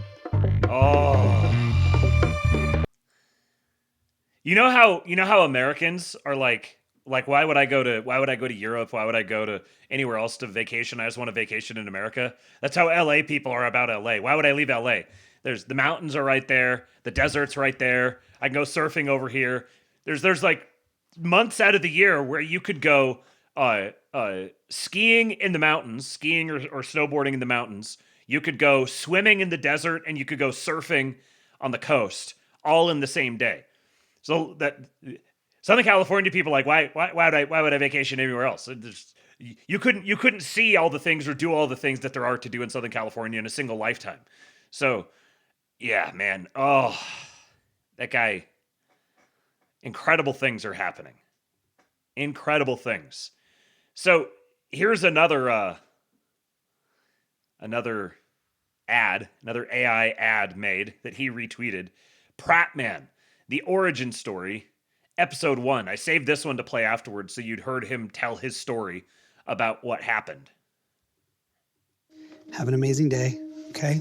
Thanks, sweetheart. You too. And don't stress, you're gonna crush that meeting. I love you so much. I love you too.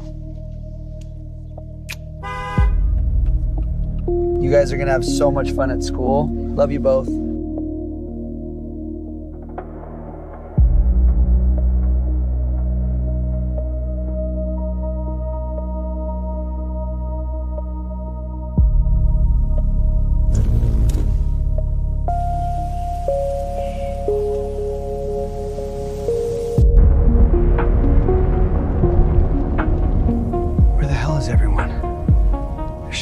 On this already. Yeah, it's pretty big already and not that far from us. I'm gonna swing by the kids' school and pick them up just to be safe, okay?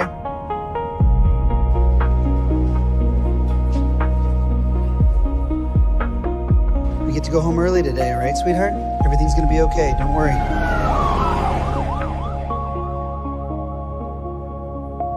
How much do we need to pack? Grab anything you want to keep. How do you choose? We can't take everything. We'll be back in a few days. There's no way they let this destroy the whole Palisades.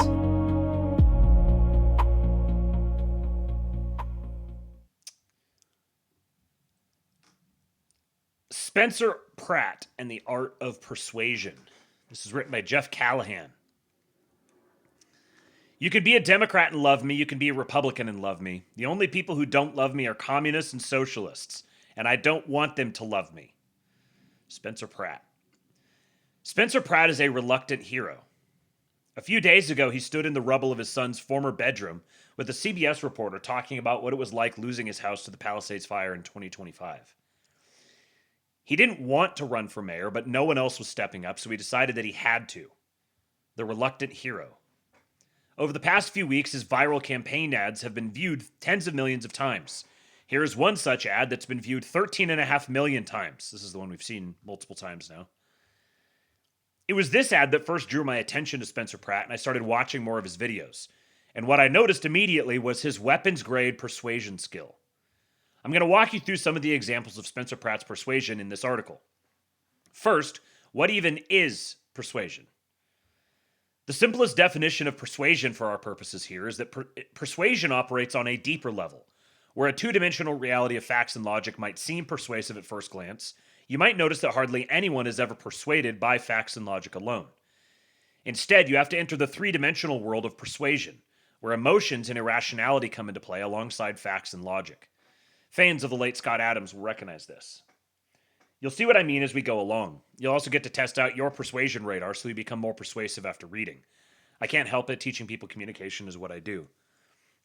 Next, I'm going to give you a list of the main persuasion elements that I see with Mr. Pratt. Number 1, pacing and leading. Match the audience's style, emotion, rhythm, or way of thinking first. Then lead them toward your point. This builds rapport and trust. Hold on. Hang on just a second here. We had a tip that came in, but the alerts are not playing properly. Okay, hold on. Let's do this. Reload. Come back up here. What the hell? Why is it not playing? Let me see if an old one. So it's actually coming through, but then it's just... Why are the alerts not working? This has never happened before. Give me a second here. Let me try this. And we try again. They were working earlier. Well, it appears that it's just not going to play for some reason. I'll have to restart OBS, so hopefully it'll work later tonight. Ozzystein sent an $88 tip and said Kamala is Brat, now more like Spencer is Pratt. He needs to invest in his spellbinding skills to trap commies and crystals and then use them to power LA and promote tourism and infrastructure. So true. It's funny because he actually owned a business that sold crystals. Literally owned a business that sold crystals. His patrons were the crystal chicks. He knows the LA awful. The affluent white female liberal. Thank you, Ozzystein. Boner alert! Adolf Hitler, if you can hear me, please save us. Adolf Hitler, if you can hear me, please save us. Waiter, more fascism, please. Yeah, Spencer Pratt is putting commies in the crystals. They're evil. They are evil. 7%er sent one as well.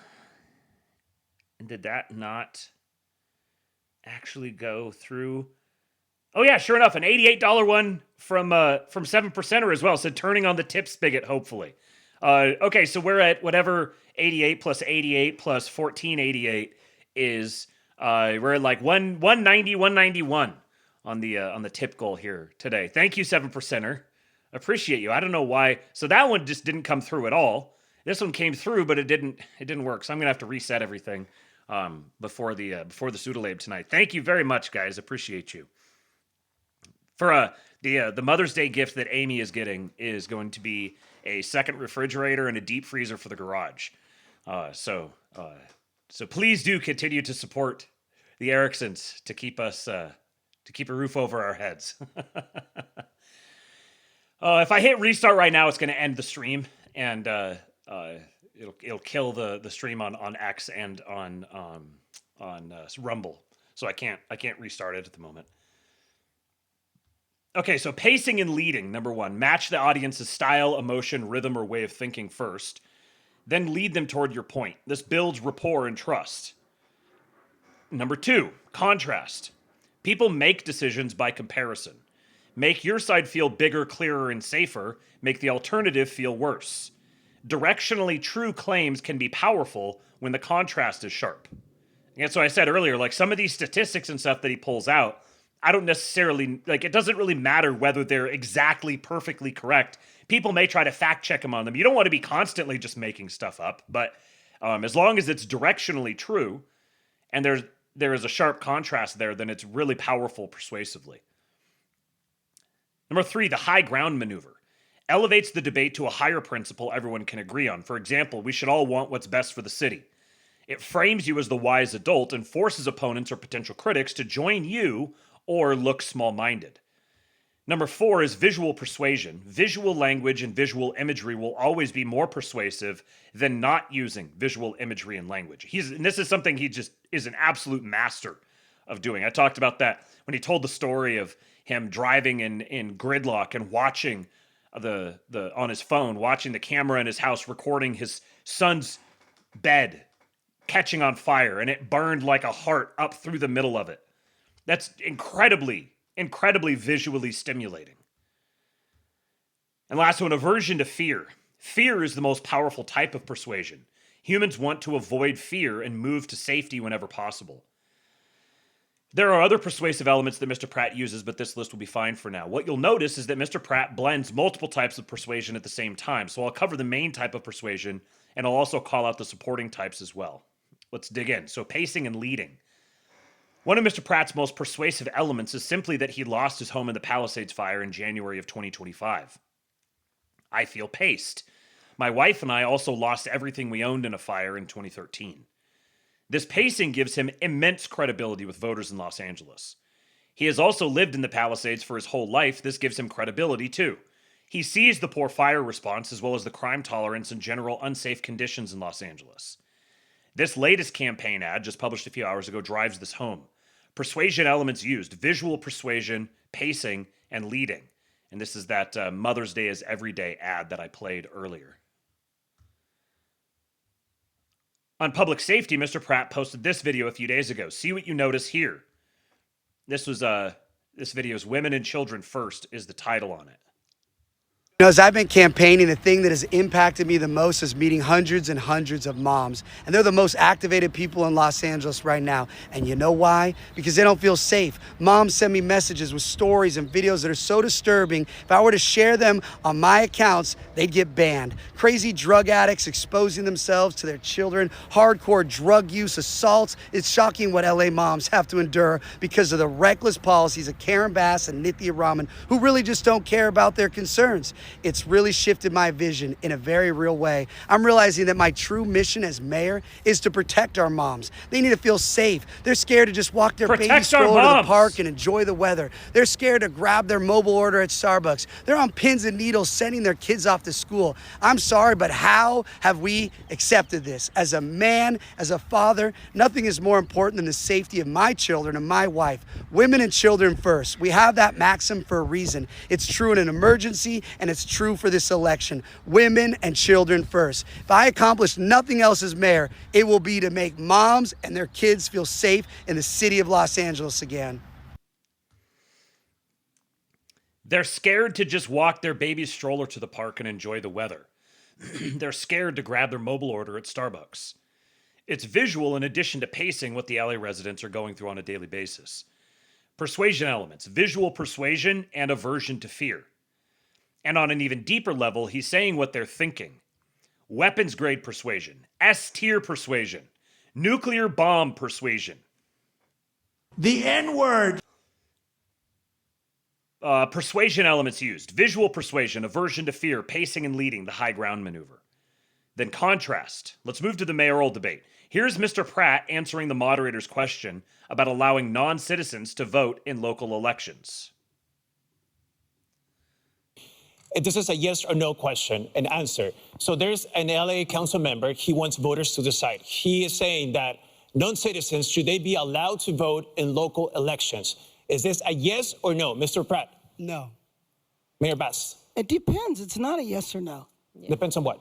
Well, first of all, when you say non-citizens, it doesn't mean they're here illegal. It doesn't mean they're undocumented. They could have green cards. They could be here perfectly legal. And there's a lot of states and cities that do that on very, very local elections. We have to see what the councilman is proposing. Councilmember Bremen? Yeah, I would say, again, it does depend. In other places, school boards have yes or no non-citizens, Yes or no? non-citizens who vote Mr. Pratt, I have a question for who are you. You residents who told vote for NBC these.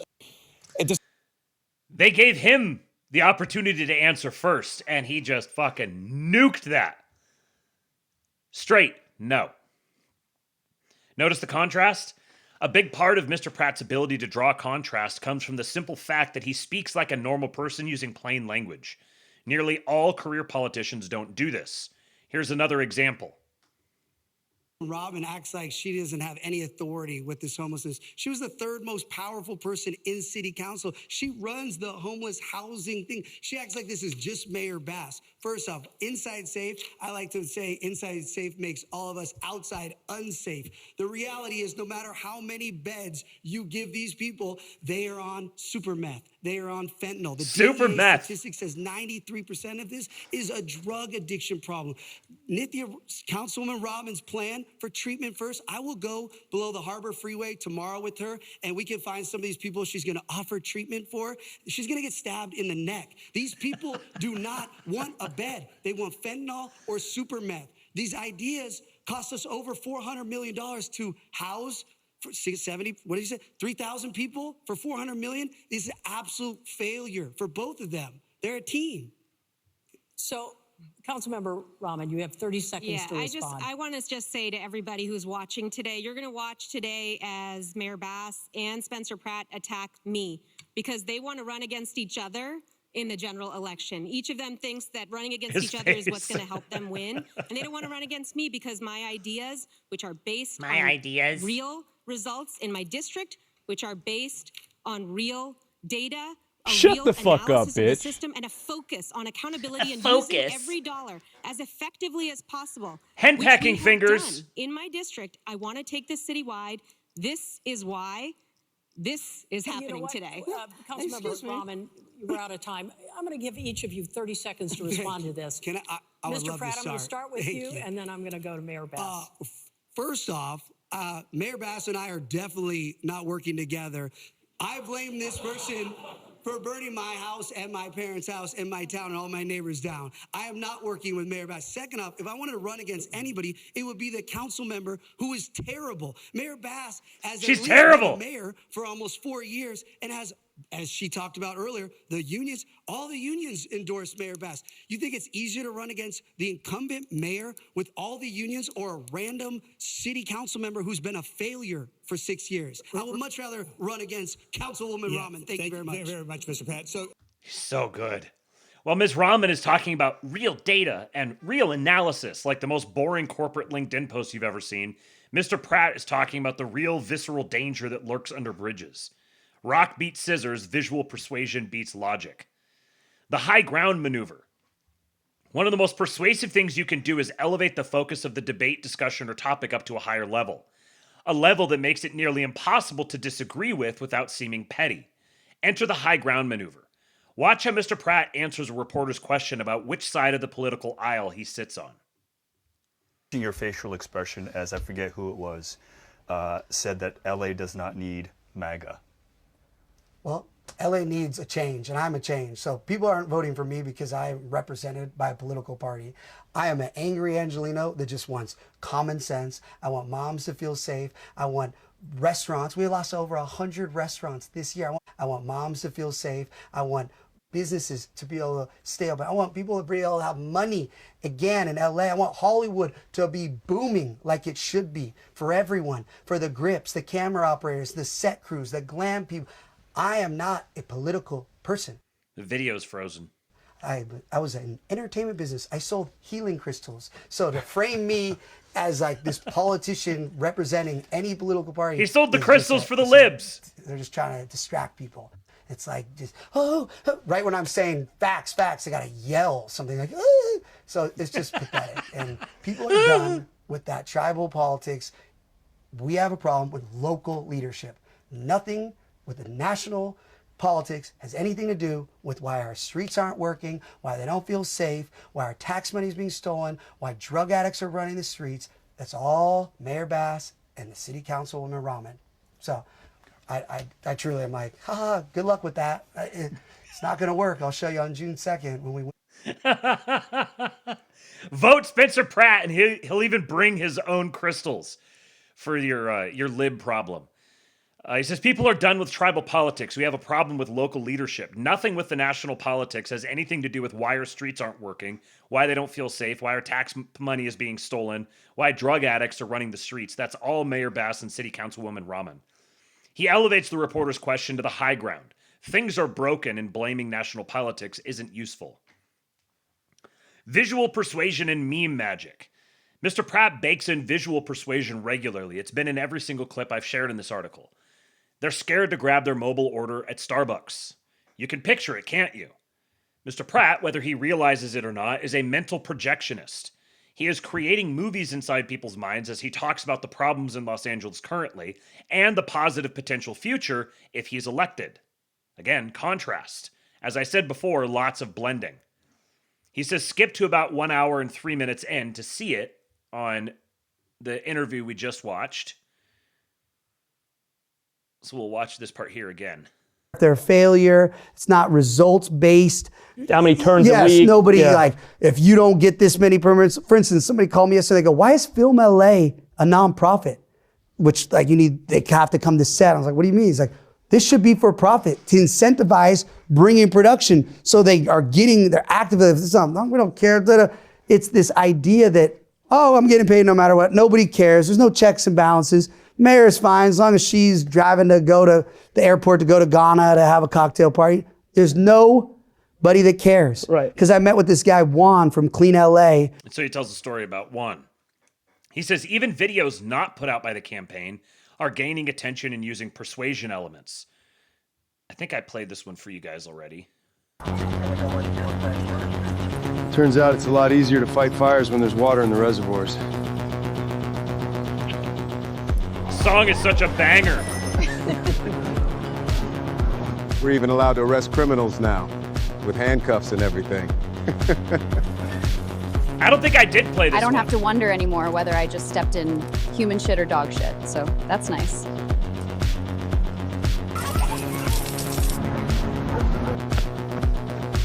I only see needles in the hospital now. Who knew it could be this way? I love going to the park now that it's not an open drug market. Okay, who here is willing to admit that common sense actually turned out to be good? I feel safe. The white woman is the first one to raise her hand. Be good? I feel safe walking her. She's definitely having a Pratt summer. Who's having a Pratt summer?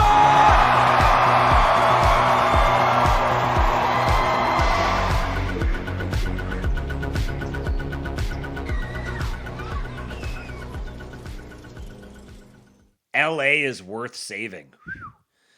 Aversion to fear is baked into the contrast that you see in many elements of Mr. Pratt's videos. Current path equals destruction. If he gets elected, equals change from the current destructive path. And then reframes. Mr. Pratt is also excellent at reframing.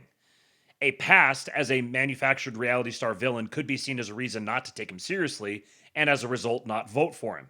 His reframe? I'm the only candidate living in reality.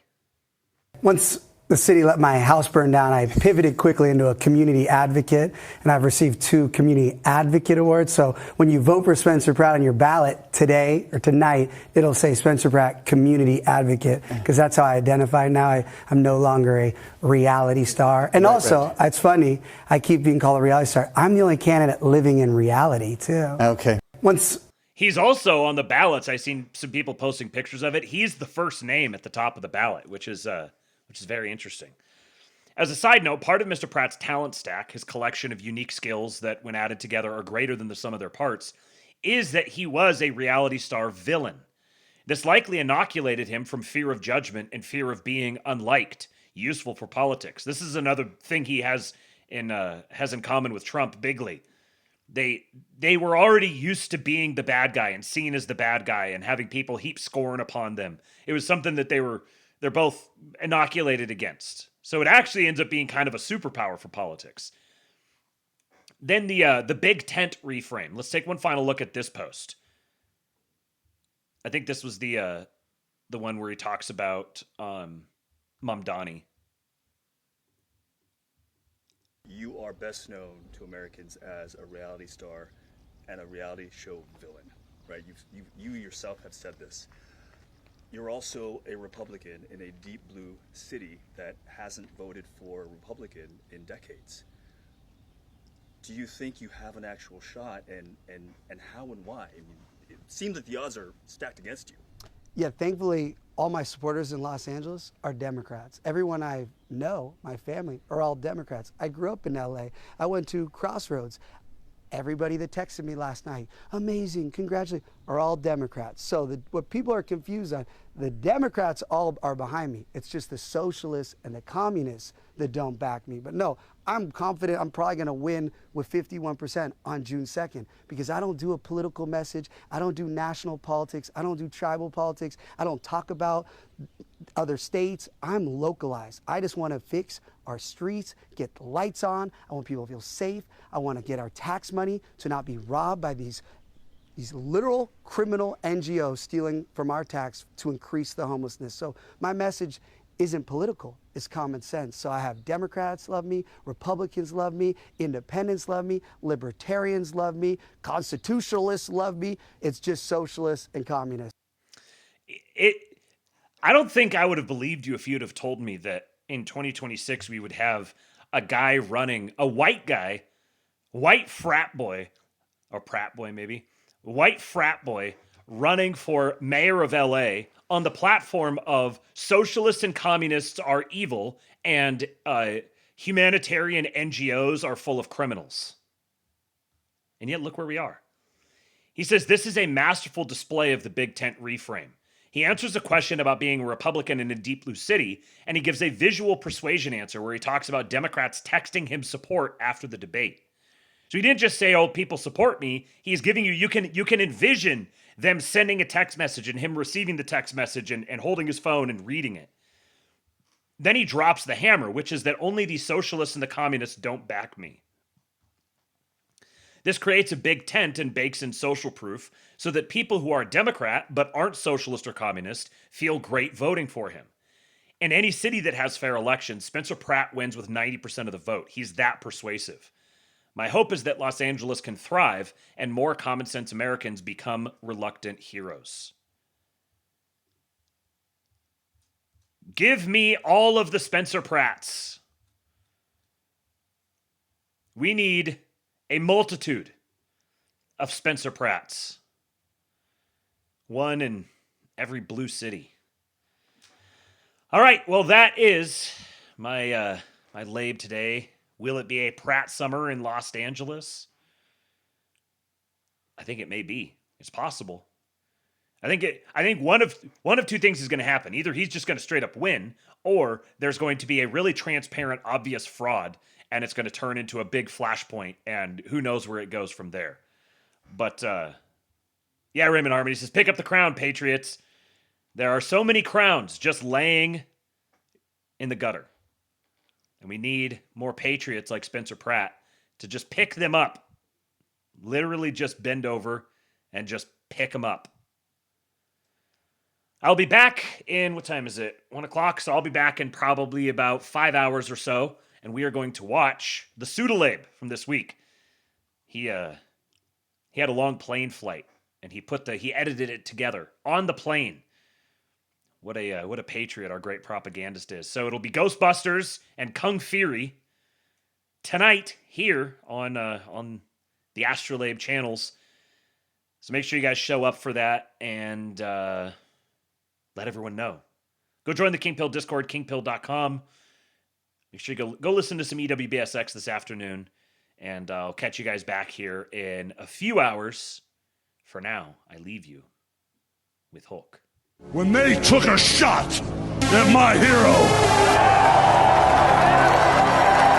and they tried to kill the next President of the United States. Enough was enough. And I said,